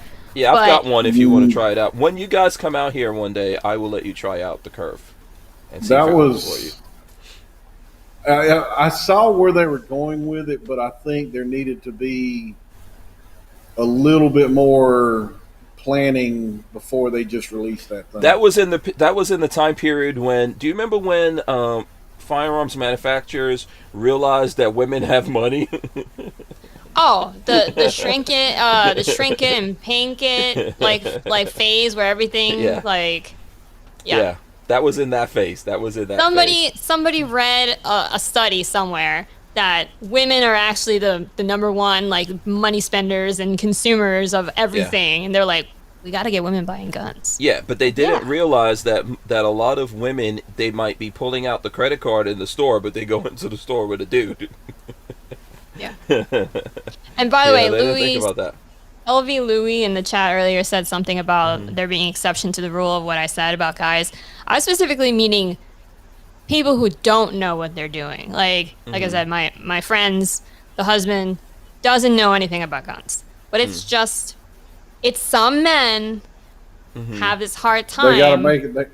They have a hard Yeah. time saying they don't know. And Exactly. I will be the first one to tell you, if I don't know, I'm not going to try it. But Yeah. I have no I know problem. enough to get me by. Yeah. Yeah. Yeah. But I have no problem with husbands who know what they're doing. Rolando is definitely an excellent resource for me. I mean, he sat there and researched. I think he's stressed out 2 weeks before, reading every tiny little nuance about. We had a short list of guns that I was contemplating for my new EDC, and he definitely helped me out. As he was a great resource for that. Yeah. So in the interest of fairness here, men don't know shit. Okay. What are we supposed to know? We make up half the stuff. Right? I'm not saying yes, guys do, like Chris, he's a trainer or whatever, but we don't, come on now. A lot of stuff we're just making it up. Well, what's funny about that is that was one thing that they talked to us when I started working for Verizon in their call center. Mm-hmm. Is they were like, if you don't know, just make it sound like you know. Yeah, exactly. That's what I was like. Okay, but this is an expectation. This is an expectation that women put on men, right? So you feel like you're the man. You're supposed to know. You just go, oh, you act like you know. And what you were saying that we don't. It's very difficult for us to go. You know what? I don't know. I don't know about that. Let me defer to someone else. And as you said, like a guy, and salespeople use this against men, right? You go in somewhere to buy something, and the sales guy knows how to push your buttons because you're a guy. I mean, how do you go in somewhere to buy a gun and with your wife, and the two of you are not twins of each other, and you come out with the same gun? It happens a lot because the salespeople know how to push you like that in that direction and make you do stuff that's not necessarily. Look, there's some people that twin guns is good and it works for them because maybe they have the same kind of hands or whatever, but for most people, that's not what's supposed to happen. I want my wife to have something on her. So I always tell Lola, like, you need to make up your mind about this, because if you don't have it on you, you can't do anything for me. I could do something for you because I know I'm going to have something on me. But if you don't have something on you, you cannot do anything for me. So I personally, I'm concerned with that. But a lot of men, we don't see it that way. Like, you might get caught off guard. I have seen that before. People who want to make who are predatory towards you will scope out the situation and realize, like, okay, this is a guy and a girl. I'm going to do this. This is how I'm going to get this guy going. And once we distract him, that chick can't do anything about it. People game all of this stuff. Bad guys game things. I've seen it with my own eyes play itself out in real life. So ultimately for me, if my woman is not able to save my life, then in that bad situation, she's just along for the ride. She's a spectator, but when you're in the store and you get all macho or whatever, you're not really thinking about that. And that's how you come out with some freaking twin ass guns. Yep. Something you end up on the range with and don't like. Yeah. Mm-hmm. It's just as bad as if you're looking at a movie and there's supposed to be some badass special operator, and then they have a Desert Eagle. And I'm like, wait a second. This person can't be badass if they have it. I'm not trying to knock a Desert Eagle at all, but you're not a special operator with a freaking Desert Eagle that has 6 or 7 rounds or something like that. I know there was one show my wife was watching. I think it was that show SWAT with Shamar Moore, and all of them are carrying Kimbers, and I'm like, there's not a SWAT person in the world that will carry a freaking Kimber. Well, I'm like, it's just not going to happen. Yeah, they're carrying Kimbers because Kimber is paying for them to carry them. Right, but just like in Tomorrow War, Hera's, they've got all the Hera hardware all over the ARs to make them look futuristic, which, I mean, I kind of dig it, to be honest. I think it looks pretty cool. Did everyone see Tomorrow War? We watched it last night. Yeah, did you see it? Did you see it, Joanna? No, I did not. Oh, okay. Is that the one with Chris Pratt? Don't spoil it. I'm gonna watch. Yeah, that's what I'm saying. No, that's why I'm asking you. I am not gonna. Yeah. No, I'm not gonna spoil it. You've got to watch that movie. Let me throw this up. Toxic Patch Company gave us $5. He says, remember the trip pants the goth kids used to wear? You could pocket carry like 10 guns, 100% tactical. By the way, Trip is still I know a what brand. he's talking about. Yes. Trip is still a brand at Hot Topic. By the way, I know exactly what he's talking about. They still sell that. I don't even know what trip pants it's called. Trip pants. Yes. You remember like They're- the kids who would They're like oh, cute. It's like bell bottoms, but they go all the way up. Is it cargo Yes. pants? it's not cargo pants. It's just No, it's wide leg from the hip. yeah. And then they had like a million pockets and usually some chains and maybe some grommets. Oh boy. So there's Yeah, a lot there of you pockets. go. There's a lot of pockets in the what the hairy Yeah. hell? They don't Yeah, look like I that think- anymore. What they sell, well, I guess they still sell that, but the trip pants that they sell So at it's cargo pants for clowns, basically. That's what we're looking at here. Trip pants. What the hell? Yeah. Oh yeah. I had a few Yeah. friends that wore some of those back in the day. Oh yeah, I'm sure there's quite a few people out there. So yeah, we can't talk about Tomorrow War. I really would like to. I was hoping that Joanna was on her full nerd. I No, know. I don't have I know. time. I haven't had time. I haven't watched that. I haven't watched oh my god, Scarlet, not Scarlet. Oh my god, Scarlet's movie. What's Black it called? Widow? Black Widow. Black I Widow. haven't watched it. I haven't I'm like watched- super behind. Yeah, I haven't watched that either because Yeah, I haven't watched it. Disney wants you to pay, or you got to pay. No, I'm not paying for none of that crap. No, I'll send Then I you a get my bootleg money. app. Yeah, I'll see it if it's free wait, somewhere. I'll wait or to see whatever. it somehow. Somebody in my family. I don't pay for Disney. I got the some free thing right now. Some free through something else like Xbox give you a month or two or whatever. Yeah. No, Oh. I Have you canceled. watched- I canceled my Disney. Yeah, but we then- did too. But I have it free because of some phone that I have to pay for to do this show. So I was like, okay, I might as well. If I'm paying doesn't for it count if because I'm it's not not really paying. free, huh? Yeah. It Yeah. doesn't count in my mind if I'm not paying them. So that's how Mm-hmm. I'm justifying it. So Yeah. Have I'm y'all watching. watched all of the Loki episodes? We got through one. We were Holy- watching. We were Come on, Joanna. How Oh, Seriously, man. woman. I What got is the through all the matter? Bad Batch. Yeah, those were because my daughter's big into the Marvel stuff, so Yeah, we've I sat was- and watched it. And yeah. Did It's you just- like? Did Caught you up like it? No on- spoilers. No spoilers. Did you like it or not like it? I did. I thought it was gonna. I thought it was gonna end a little differently, but I see why they did that and how they did that and what it's for. So Okay. Joanna, you know, We did listen. We hadn't had Disney in a while. Okay, we had to catch up on all our Star Wars stuff. We I know. got the Bad Batch out of the way. We got what's the one with Bucky and the Falcon? The Winter Falcon, Soldier and the Soldier. Falcon. that was So horrible. I caught up on that. That was horrible. I liked it. No, You it was didn't too like it? stupid for me. No, I don't like it. I think people who are as a black guy, I hated that. That's what Oh, I because hated of the about it. super emphasis on Yeah, the whole I racism can't stand thing. that. I, Yeah, I, I can't. I will deal with say that. the last episode, I was a little disappointed in how they did that. His whole speech and everything. I mean, that was just they went. I shouldn't say disappointed. I was just aggravated. They went all political with it like that. They were doing it from the beginning. Okay, so hold on a second.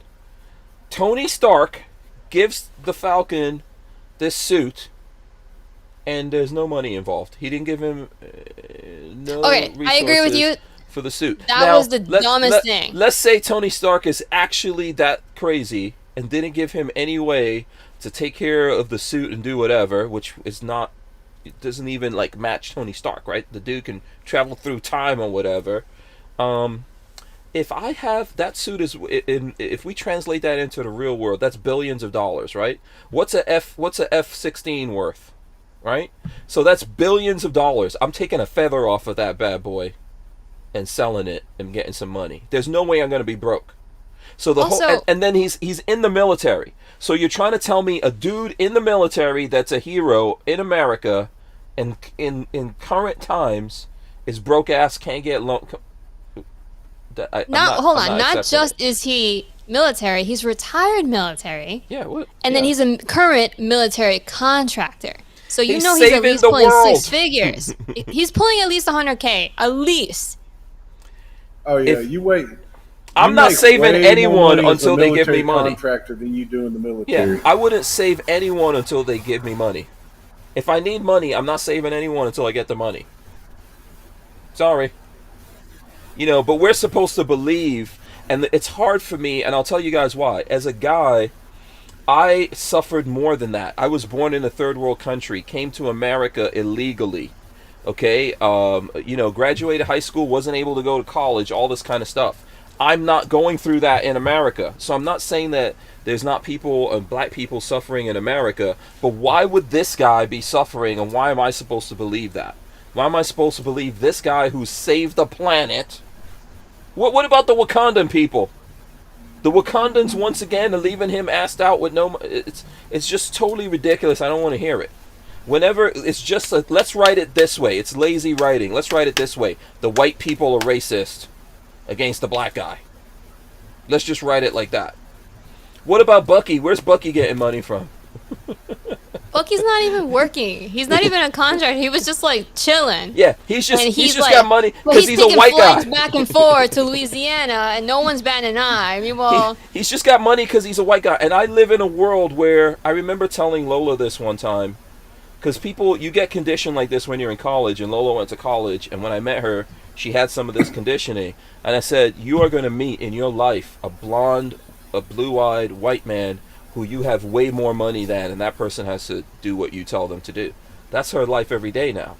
So there's tons of white people who are blonde, blue-eyed right here where I live, and they don't have anything. They can't get credit. But we're looking at this thing, and it's giving us this stupid, this stupid premise that a guy who saved the planet, flying around in a suit that's worth billions of dollars, can't fix a boat. You can't, yeah. Now, It makes me mad. The way the storyline was rolled out, it was a little frustrating to me. Yeah. But they didn't need that, I think. That's my thing is they didn't need that in there. Mm-mm. There was enough other drama. They didn't really need it in there. And then some of the other stuff, like obviously the Captain America guy had to be evil. They had to make like a soldier who's going out. They had to make him whatever. Well, now in the comic book, he does the U.S. agent. He does kind of bounce. He's kind of like Loki. He bounces between good and bad.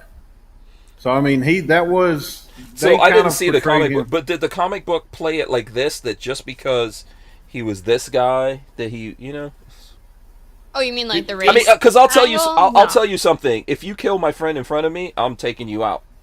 I don't. People can play it however they want to play it. I mean, I don't see that particular act, as being like the bad guys in this show.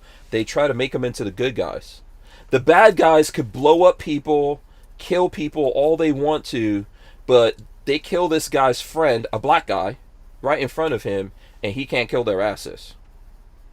And I can't relate to that either, because I'm taking you out. Well, I don't care who sees it or none of that. The issue that they had was that it wasn't that guy who killed his friend, but he was still involved. So I thought that was kind of like, I get where they're coming from, and maybe he shouldn't have, like, I don't know, beheaded him in front of a crowd of people with a shield. Well, it was playing into the police brutality thing as well, too. Mm-hmm. It's also that was none of that. I didn't think any of that stuff was. Oh man, I just don't think it was necessary. And I think they were trying to make the bad guys good guys, but you can't make the bad guys good guys to me when they're terrorists and when they're killing people. Because I think in the comic book it was his father and mother they killed or something. I don't think it was his best friend. Yeah. But there was something in the comic book that pushed him over the edge to kind of be to me on that line between good and bad. Okay.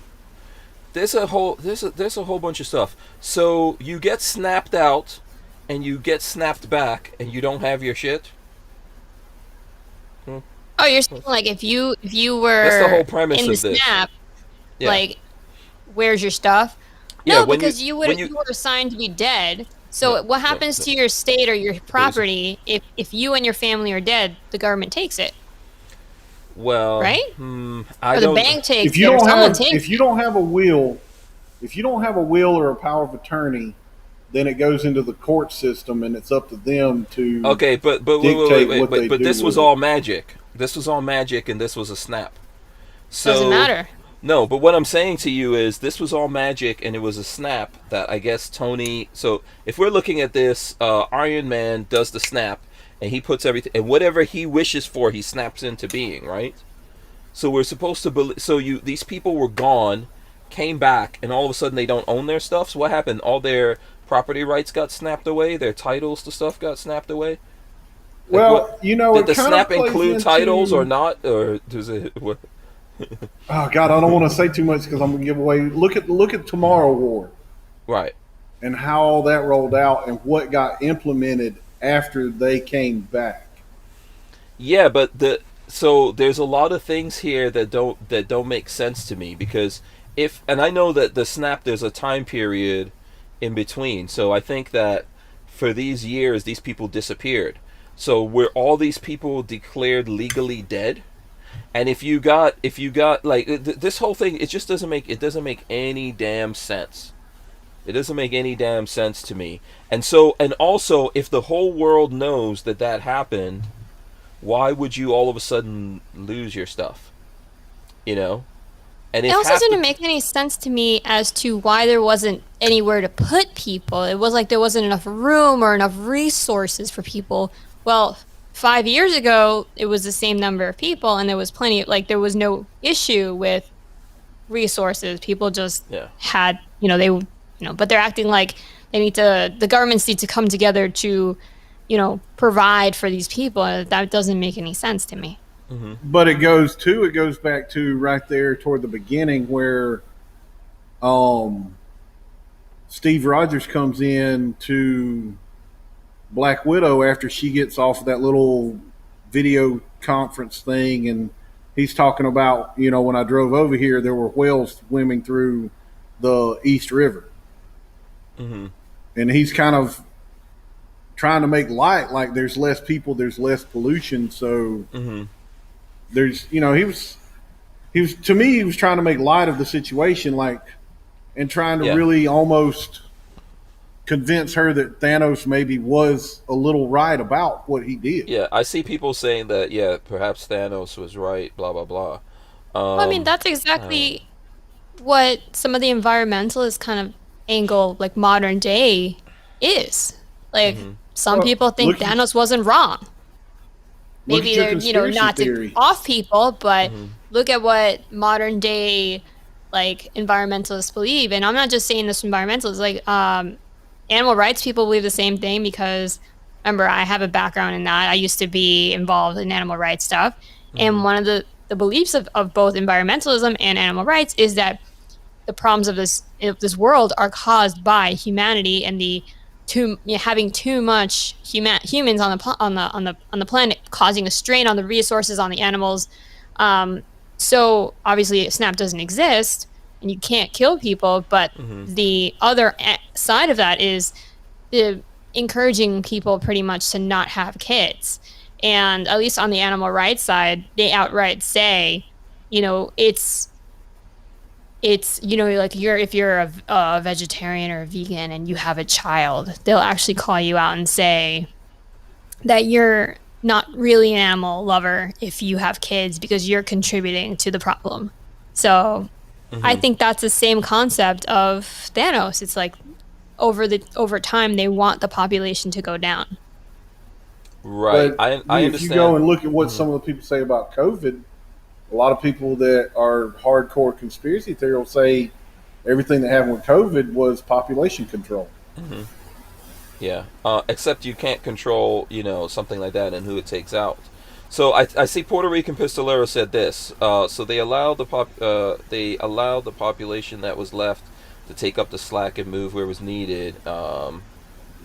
I get all of that. He says what happened was that you lost a random selection of workers or all professions. So some countries may have lost doctors, business leaders, farmers, etc. So they allowed the population that was left to take up the slack and move where they were needed. Okay. The point I'm trying to make to you guys is magic was performed here. Okay. So magic. All right. And what I'm saying to you is if we suspend our disbelief, which you're supposed to suspend when you're looking at something, okay, magic happened wasn't the snap the undoing of the magic? So even if the time stayed, that we traveled through this time and people were snapped back into being, you know, and everything else goes. So let's say that could actually happen, right? You disappear, all these people disappear off the planet for 5 years, and then all of a sudden they're magically back on the planet, you know, and they come back on the planet where they were before, I'm assuming, right? They didn't come back in other countries or whatever. They came back where they were before. What was it that happened that, you know, now, what, they don't have their families? You know, so I can understand if you don't have your job. I could understand if in 5 years your job went on, but there were still families and things like that going on. You know, what would we do if right now the reality is we could have half their people lose their jobs? Are we going to have, you know, what's going to happen? Are we going to have terrorists all of a sudden because half the people lost their jobs? Well, do you think that's where I mean, you could say go? half the people, and this I'm sure it's less than half, but a crap ton of people lost their jobs during the lockdown, and we survived as a country so far. Yeah, most people don't want to go back. Most people are happy not even being there. They don't want to go back to that, right? That's, you know, well, that's too the money they're making from the government as well. You know, so some people are making more money off the unemployment than they were at their job. So why would I go back to my job? So Puerto Rican Pistolero, here's the thing. Puerto Rican Pistolero says no, they came back in a general area because obviously some folks would be falling out of the sky if they were in a plane. Okay, great. This is the point I'm trying to get to here. So this magic is random except when it's not. That's what I'm saying to you. Random magic. The magic is good enough that if you were snapped out of a plane, you don't get snapped back in midair, but it doesn't fix... It didn't fix this. Right? It doesn't... It doesn't make any sense. It doesn't make any kind of sense even for magic. Well, right? too, I think what they were trying to do is show how the government had taken control and everything and kind of screwed it up along the way. Yeah. So what was Tony thinking? Years. Like, so here's the thing I'm trying to understand about this magic. When you snap, what is it? You make a wish? Okay, I wish all the people came back. So miraculously, they just came back. So why is some of them not falling out of the air?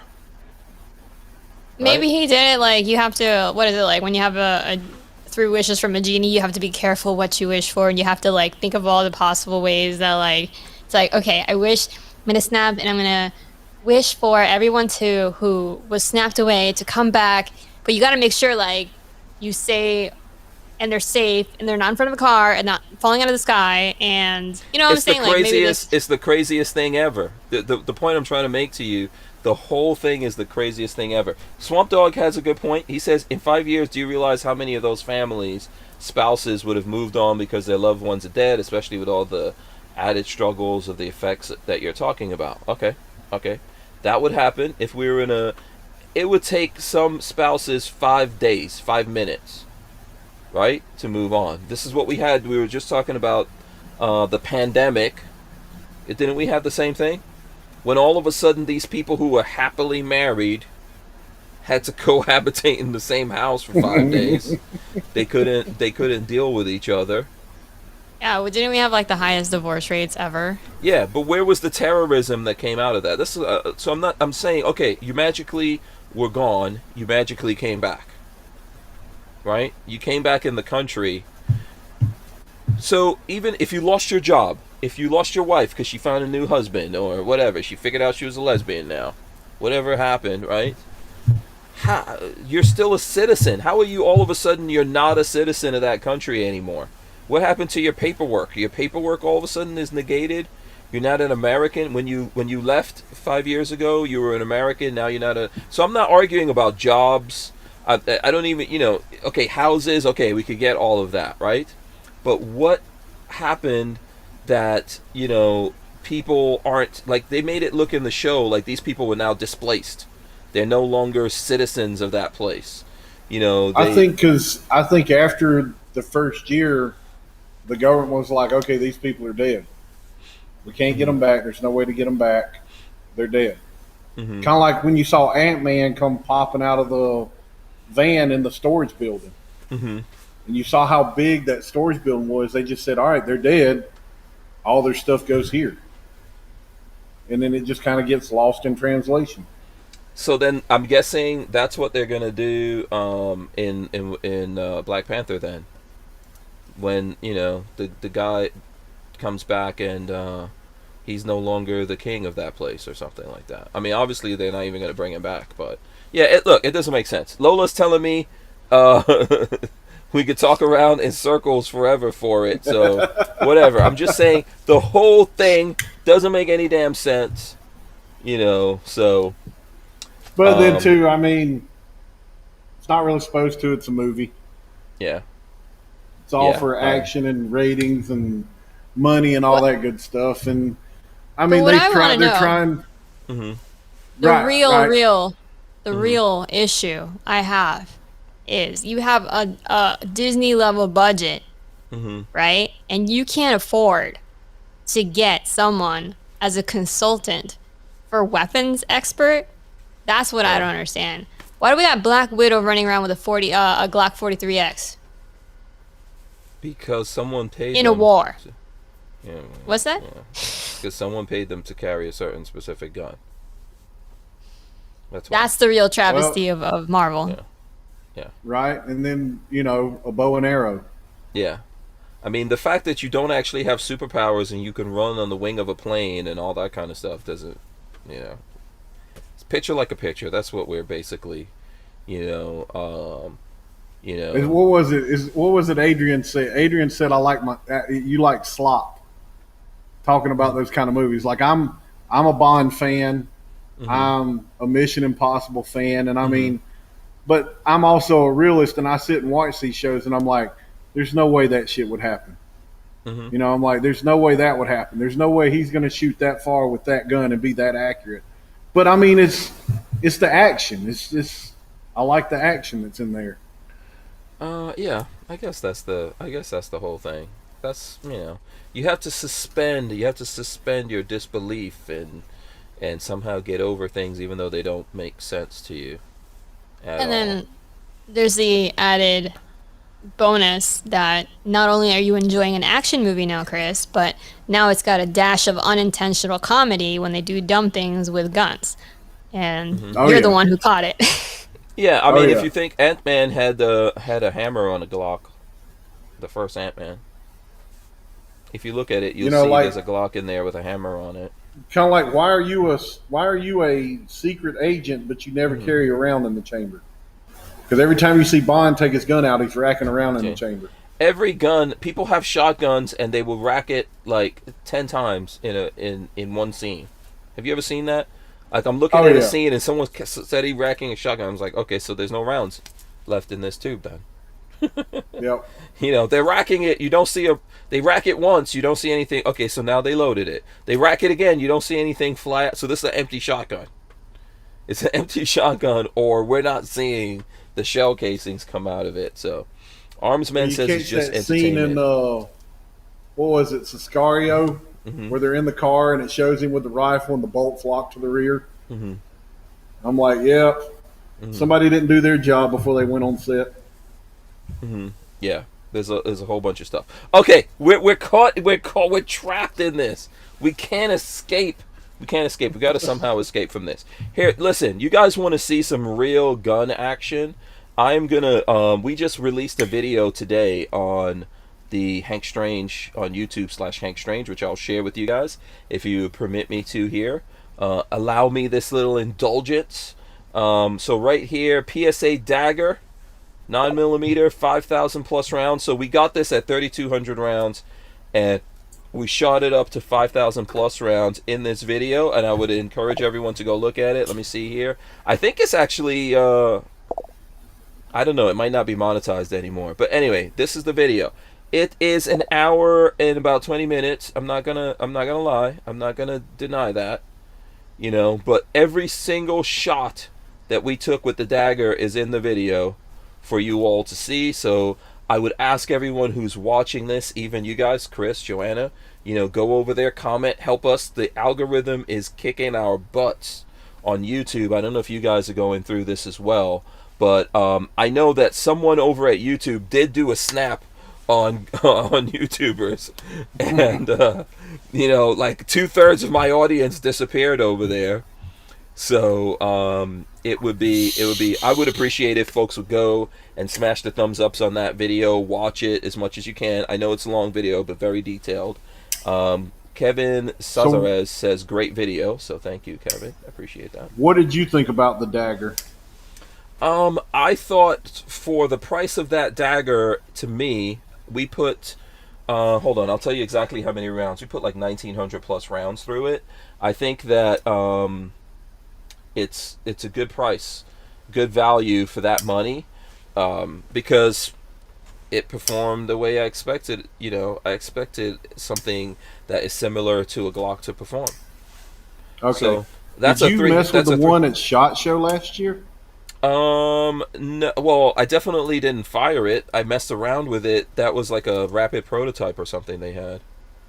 Okay, so that's what, to me, it just seemed very clunky and poorly made, and that's what I was hoping it was, maybe just that prototype, and there had been so many people right fooling with it, racking all that stuff, that it just, okay. Yeah, I think what they the slide, I think, is very nice slide. I think that slide alone you could spend more than $300 for.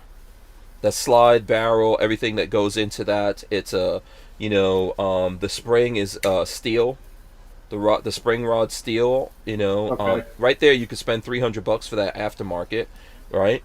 The frame on its own, I mean, nowadays you can't even find that for the guys doing 3D printing, 80%ers and stuff like that. You can't even find those things. So that whole gun, the one that we shot in this video, which is basically a compact, so a mid-size striker-fired gun, is $300.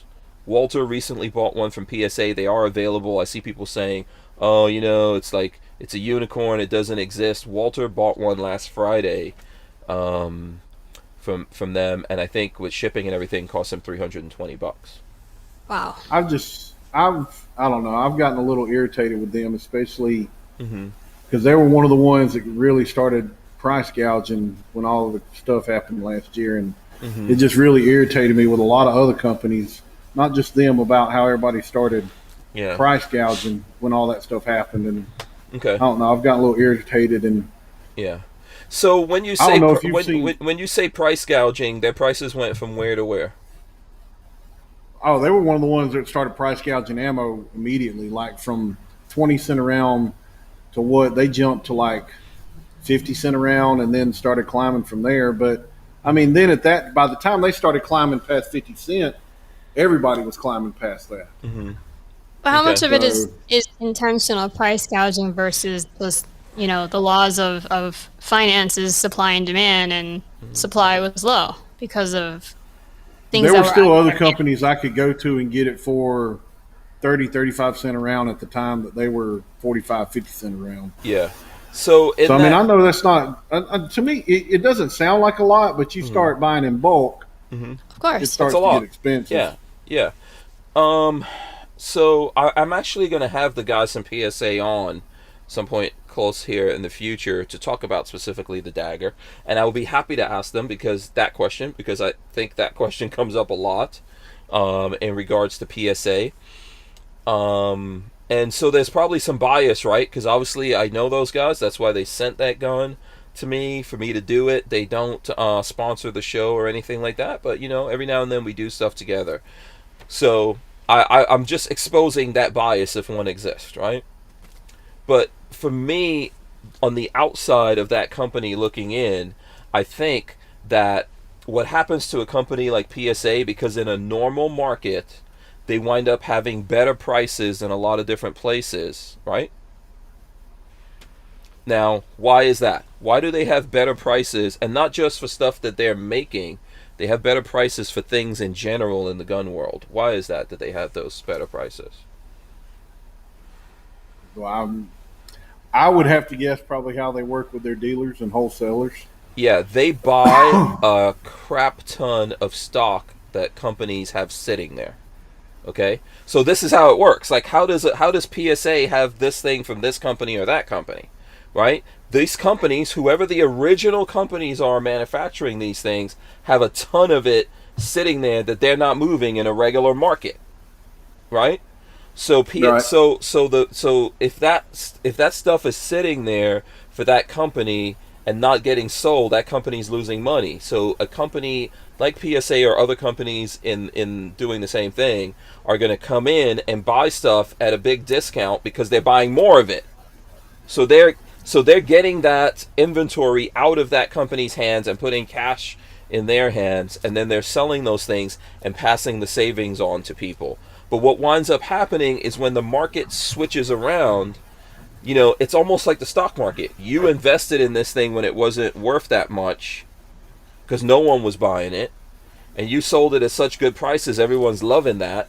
But now when there's a high demand, there's a high demand on this thing. If you up the prices a little bit, you're running the risk of what you're saying, I think, that folks will go, oh, well, you guys have it for 50 cents, these guys have it for 30, I'm going to buy it from them. But from a business point of view, okay, you keep buying that 30 cents, but when that's gone, then this 50 cents is going to look good. Yep. You're right. Nope. so- You're totally so- right, man. I mean, I get from me being a business owner. Mm-hmm. I'm not mad at them. From a consumer, I was a little mad at them, but I mean, it's like I tell everybody else. Like everything that's been going on with Phoenix Ammo and the way they've got their website set up. Look, it's their business. They run it how they want to. If you don't like it, go start your own business. Now, so cheaper than dirt, I think, is like a real price gouger, right? Because I remember the stuff that happened with cheaper than dirt. Like, I literally had a bunch of AR-15 magazines that I had already bought and paid for at a certain price, and they canceled it and said, we're out of stock, that's why we're canceling it, and then immediately that's price. I believe that's price gouging. But on the flip side of that, if you're running a business and you buy stuff, even if you buy it and you get a good price and you're selling it at a good price, once the demand goes up, you might want to try to absorb some of your losses. I know I've asked them this question that you're bringing up in the past with the guns that they make themselves, because it doesn't fall into this category of what I'm saying. I've said, why were you guys selling this gun for $500 and now you're selling it for $550? And a lot of times they'll say something like this: well, okay, when we first put this gun out in a market with a whole bunch of these guns and we were selling it for $500, we were taking a loss on all the equipment that we took to build this gun up. We had to buy this equipment, do this, do that, but doesn't make sense to sell this gun and not get any of them out of the door. But as time goes on, we have to start to recuperate some of that money, right? that we're making to get the gun out of the door. So there is a certain level when things, when things happen like this, there's a certain level I understand. I don't understand something like doubling in price, but there's a certain level of taking profits out that I go, okay, we don't have to buy it. Well, too, I mean, if you look, like, I think Halison's going to be, Halisons are great optics. They're very affordable, but I think in the next couple of years, they're going to start upping their price because of how popular they're coming. But it's kind of like what you're saying, let's get the product out there. Yeah. Let's get it popular, and then now we can recoup because of how popular it is. Yeah, because, I mean, Holosuns are really competitive with other optics that are out there. So they're probably selling those things at a loss right now. Well, not right now, but, in a normal market, they're selling them at a loss. I had a KD get me one the other day. Mm-hmm. Well, I mean, KD gave you one? No, he ordered me one. Oh, he ordered you one. I was about to say, if KD gave you one, that's free. No. That's KD bucks. I mean, that's KD bucks. It'd be nice if KD gave me exactly. one. No, I had him order me one because I've been wanting to get one.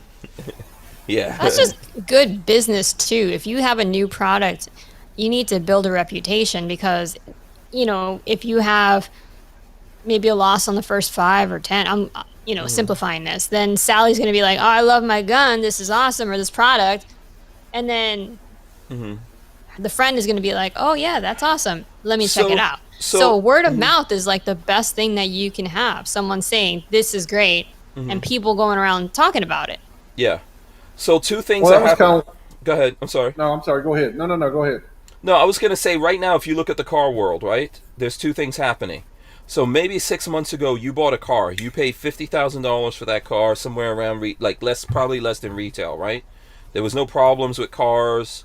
For example, for us, if we go back to right when the pandemic started, they thought they weren't going to sell any cars and they were discounting stuff. Do you know that now you could sell your used car back to the dealership above the price you bought it for, or at least at the price that you owe, or it's crazy. So is Yeah. that so when it's benefiting you, is that bad? Like if you right now have a car that you don't need, the dealerships are empty. They do not have cars. They can't get brand new cars. They can't get used cars. Well, I think that's a supply issue, isn't it? Because of partially because of COVID and not having workers and not having, you know, factories running because of lockdowns and across different countries. That's what's happening. And again, it's a supply and demand. Yeah. So but we're benefiting from that, right? How so? I mean, if you I'm need saying- a I'm car, so- you're hosed. You are hosed, but if you have some extra cars, Oh yeah, sure. Right now, if you have a car, you have a spare car that's just sitting there that runs, sell yeah. it. Yeah, every time I talk to someone now, they're like, "Hey, these people just gave me more money than what I bought the car for. I just made $2,000." It's For funny you say instance, that, to 'cause I've bring got it a- back. Go ahead, Chris. Go ahead. Yeah. I've got a Tahoe out here that was the car I was using before I got that truck, and it's been sitting there. And Oh, when I Chris, went and you looked got up money. the value for it, even with the mileage that's on it, I was shocked at what I could sell it for. Yeah. So, needless to say, I'm going to be putting a new battery in it and pulling it down to the road there and slapping a for sale sign on it. But are you gouging? No, actually, I'm probably going to list it under what it says. I could list it somewhere between 45 and 5,000. Mm-hmm. But I think I'm probably just going to list it starting out at 4.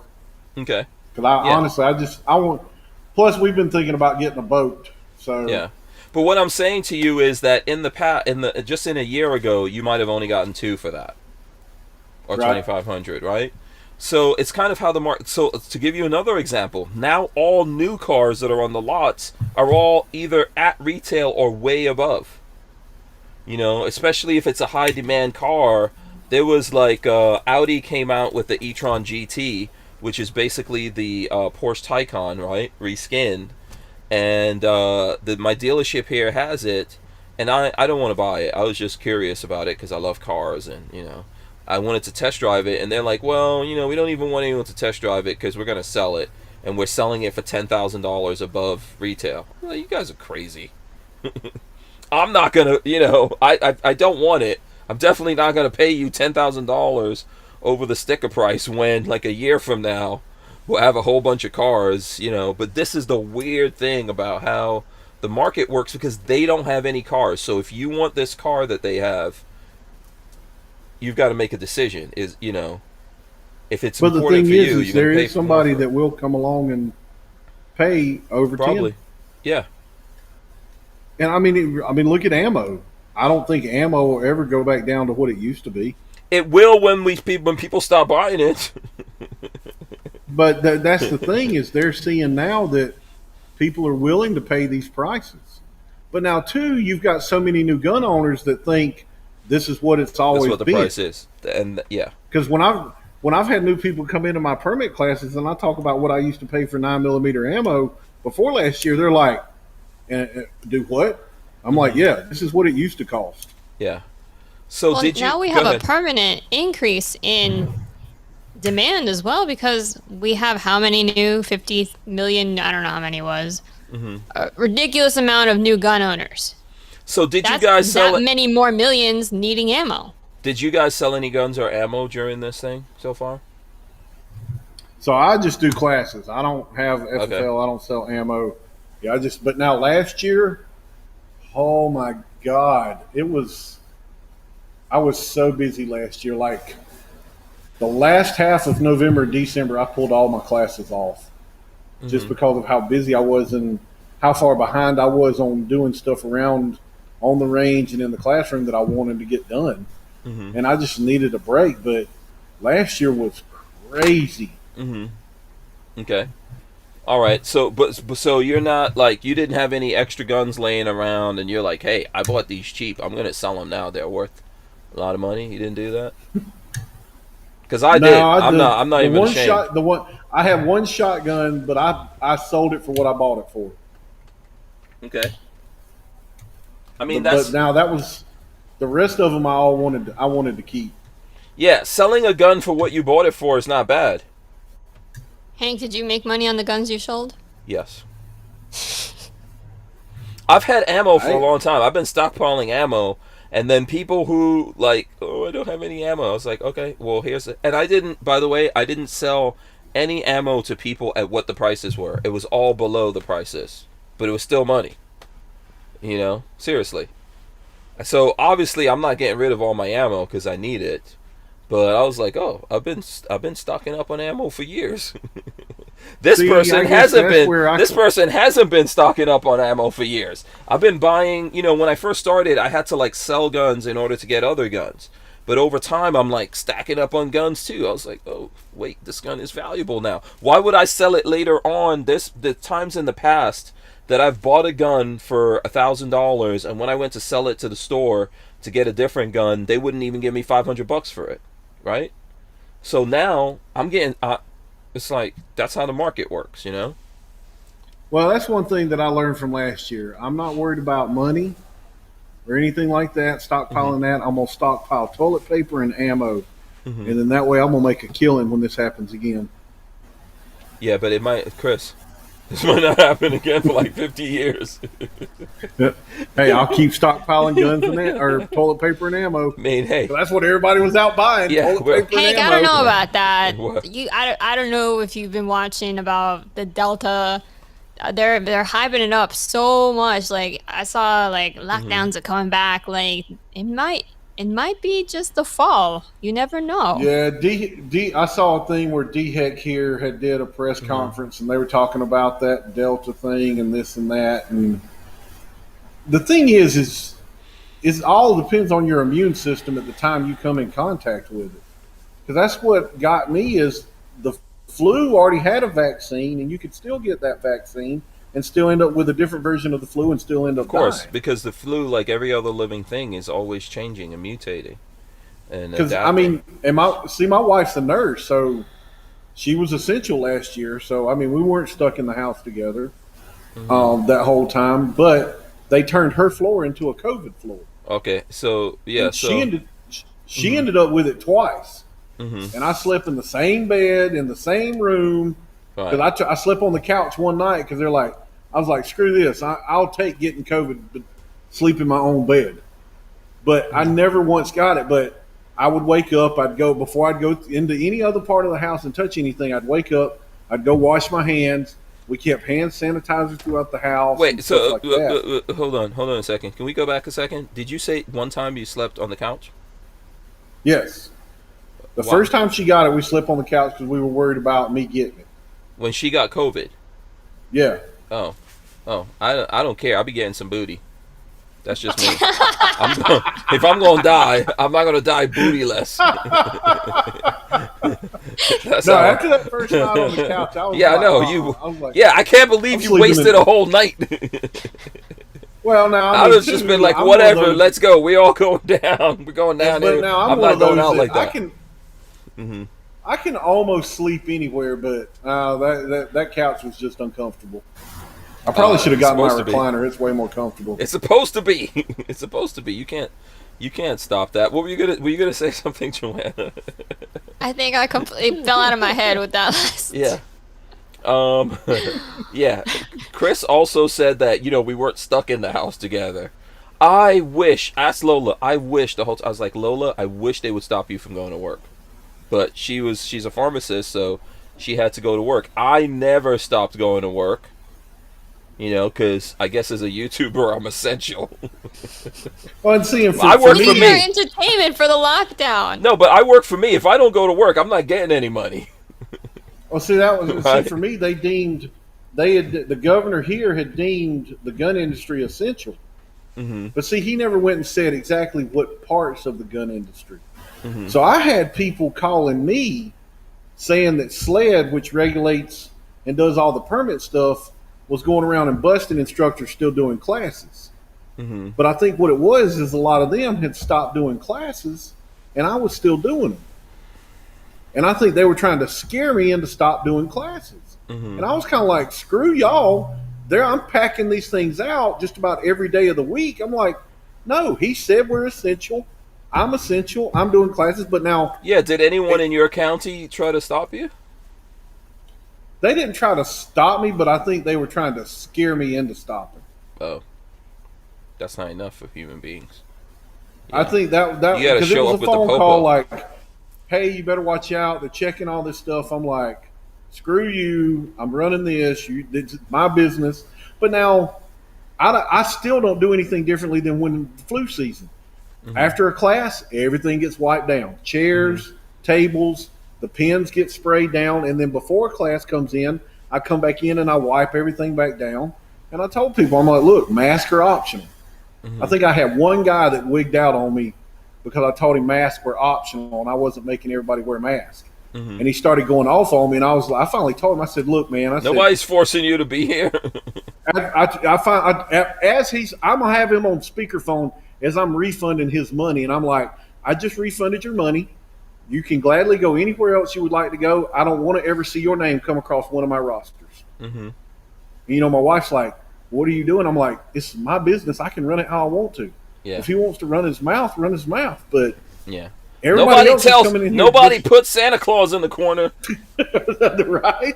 I was like, that was, and I mean, that's kind of why I started my business. I was tired of people telling me what to do, and I was tired of working for people and stressing over shit I didn't need to stress over. Mm-hmm. Absolutely. That guy's You know what I getting mean? coal in his stocking in December. Yeah.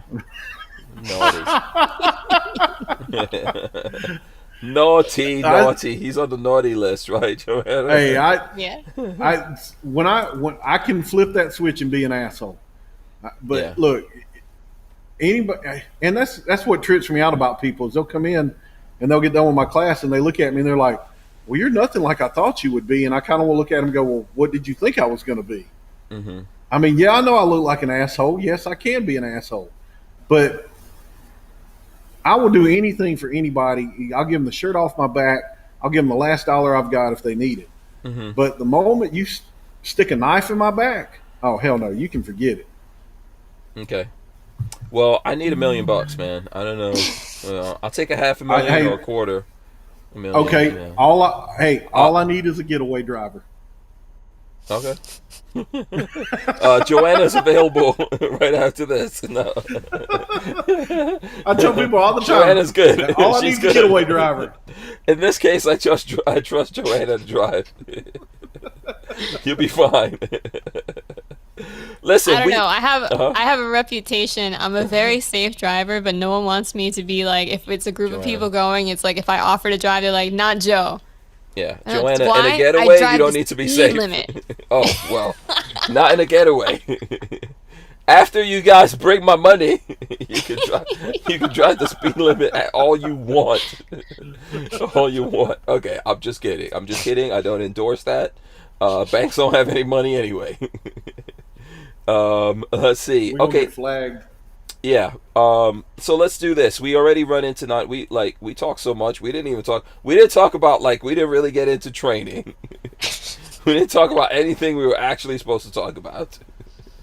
So I think we spent most of the show talking about friggin' Falcon. Marvel. It's a Falcon soldier. Yeah, we talked about Marvel, And that's it's still a stupid good nonsense. conversation. Yeah. I would have been more happy talking about Loki, but Joanna hasn't caught up yet. Damn it. I'm sorry, guys. Or the Tomorrow War. Or the Tomorrow War. Come on, everyone was go watch the that Tomorrow War for crying out loud. You gotta take. Well, and that's why. I mean, it was 10 o'clock last night before we sat down and watched it, just because we've been so busy. Yeah. Joanna, you and Rolando need to friggin' watch the Tomorrow War. I know you guys have a schedule of what you want to watch. Change the schedule. No, now with this new job, like I'm flying out tomorrow morning, and I'm Oh not no, gonna I'm be sorry. back till- Okay, yeah. Snoo precludes all of this. Okay, you're flying out. I understand.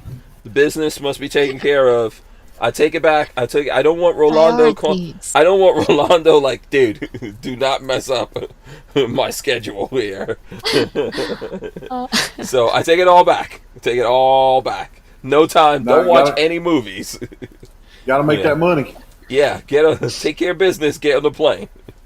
Yeah, get back home safe and watch the movies later. You know. Next time though, I don't know when you're coming on again. Okay, is Rolando allowed to watch this movie while you're gone? Probably not. He's not. I don't think he's. No, he's not allowed. Okay, yeah, we No. can't do it. Okay, all right. I was gonna say Rolando can watch it and then join us because I'm assuming Rolando's coming on next, but he's probably not allowed to watch it without you. I'll give him permission. That's fine. I'll watch it. He's not You know what? gonna He's do actually it. real good. He's really good about watching things twice. He's a great husband. Like he'll watch something and then he'll be like so excited and tell me about it, and then I'll be like, "Oh, that sounds really good." And then he's like, "Do you want me to watch it again with you?" This guy will literally watch a whole show over again, like the whole season, because I want to watch it. That's good. I'm right there with you because Yeah. I like getting my wife into The Walking Dead. Yeah. You know, I talked to her about it all the time, and then she was finally like, "Well, I'll watch it." So I started from season 1 and went all the way back through it again. So Yeah. If it's a good thing, I don't mind watching again. If it's terrible, I'm not watching it. And I refuse to watch chick flicks with Lola. I watch chick flicks when Lola's not there. That's my plan. I'm not watching. Wait, I'm the not- chick flicks are for you? I'm not gonna watch them when she's there. You can ask her. I am not watching chick flicks when Lola's there. If I'm there by myself and I'm in the mood for a chick flick, I'll watch it. If Lola's there and she wants to watch it, nope, we're not gonna watch chick flicks. That's cold, man. It's all right. Lola cheated on me one time with watching Game of Thrones. The whole time through Game of Thrones, I waited for her. I could have watched Game of Thrones on my own. I waited for Lola until that. What was the one where it was all pitch black and you couldn't even see it anyway? You guys remember what? I forgot what episode that was. So y'all. Oh, are the gonna one, get the mad at war? me, but I have never watched Yeah. Game of Thrones. Oh, you never watched Game of Thrones? There was one. Yeah, it was some kind of war with the walkers. Yeah, you or couldn't whatever. see. Yeah. you couldn't it was see anything. in the Castle of the North, and you couldn't Yeah. see Jack Crab. Yeah. That went down during an NRA show, the last one I think we went to. And I was like, at whoever, I think it's the guys from, the guys that make AKs. And we all like had it, we were sharing a house together. So we're all talking after the NRA show, but it was the this thing was on. And Lola is like in a corner while we're talking, and I'm hearing noise. And I was like, what the hell? What is happening? Lola was looking at it on her phone without me. So, yeah. She that's a violation, and I'm not going to watch chick flicks with her.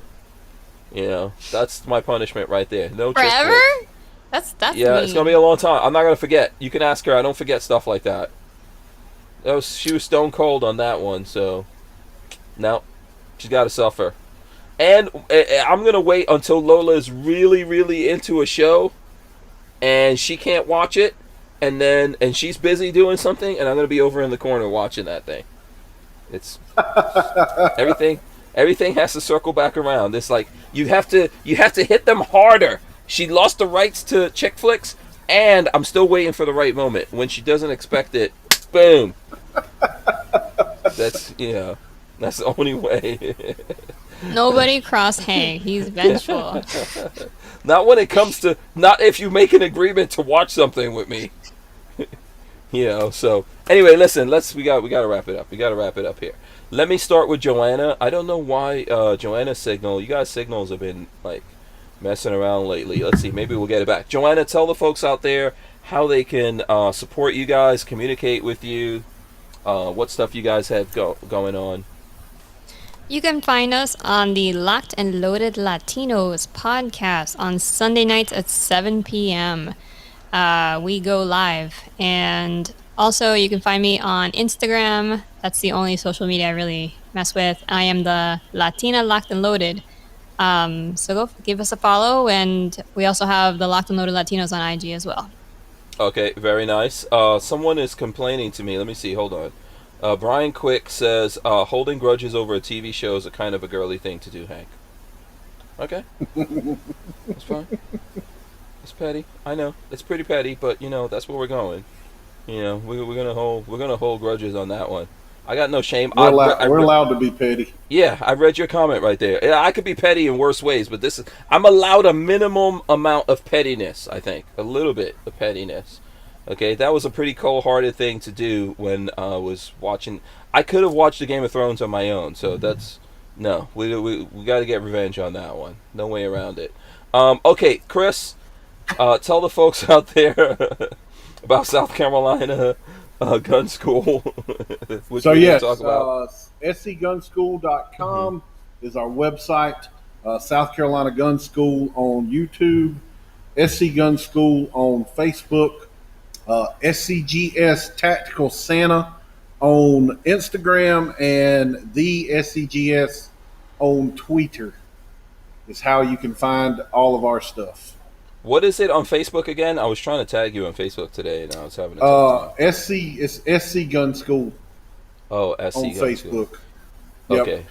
Yep. Okay. Okay. Very good. All right. So listen. Big thanks to everyone out there. I see lots of people giving their last comments here. Who's gonna do the words of wisdom on the way out here? Chris, it's all you, man. Okay, there you go. All right, so Chris, it's all you. Hold on. I got voluntold. Yeah, you got a couple of seconds to figure it out So, here. Well, hold on. We're not yet. We're gonna roll in the end, and then we're gonna come back and we're gonna do it here. But big thanks to Chris from South Carolina Gun School, as well as Joanna from what is it? Locked and Loaded Latinos. Did I say it Yes, properly? you got it. Okay, see, eventually I've gotten it right. I have to stop and think about it. Shout out to your other half and all the folks out there. Thanks so much. Make sure you guys check out Harry's Holsters. Use the code HankStrange. I'm going to run everything in right now, and we'll be right back for the words of wisdom. All right, guys, thanks so much for hanging out with us. Appreciate you guys hanging out with us. We're gonna rip the audio out of this and throw it up on iTunes and all your other favorite places to listen to audio podcasts. Chris Liles, hit us with the words of wisdom, sir. Oh, me. Let's hit deep today. History is the record of victors of power and purpose. Okay. All right. One to think on. You got to chew on that and absorb it. Thank you very much. I appreciate it. All right, guys. We will see you tomorrow. I have no idea what's happening tomorrow, but it's something awesome. We'll see you.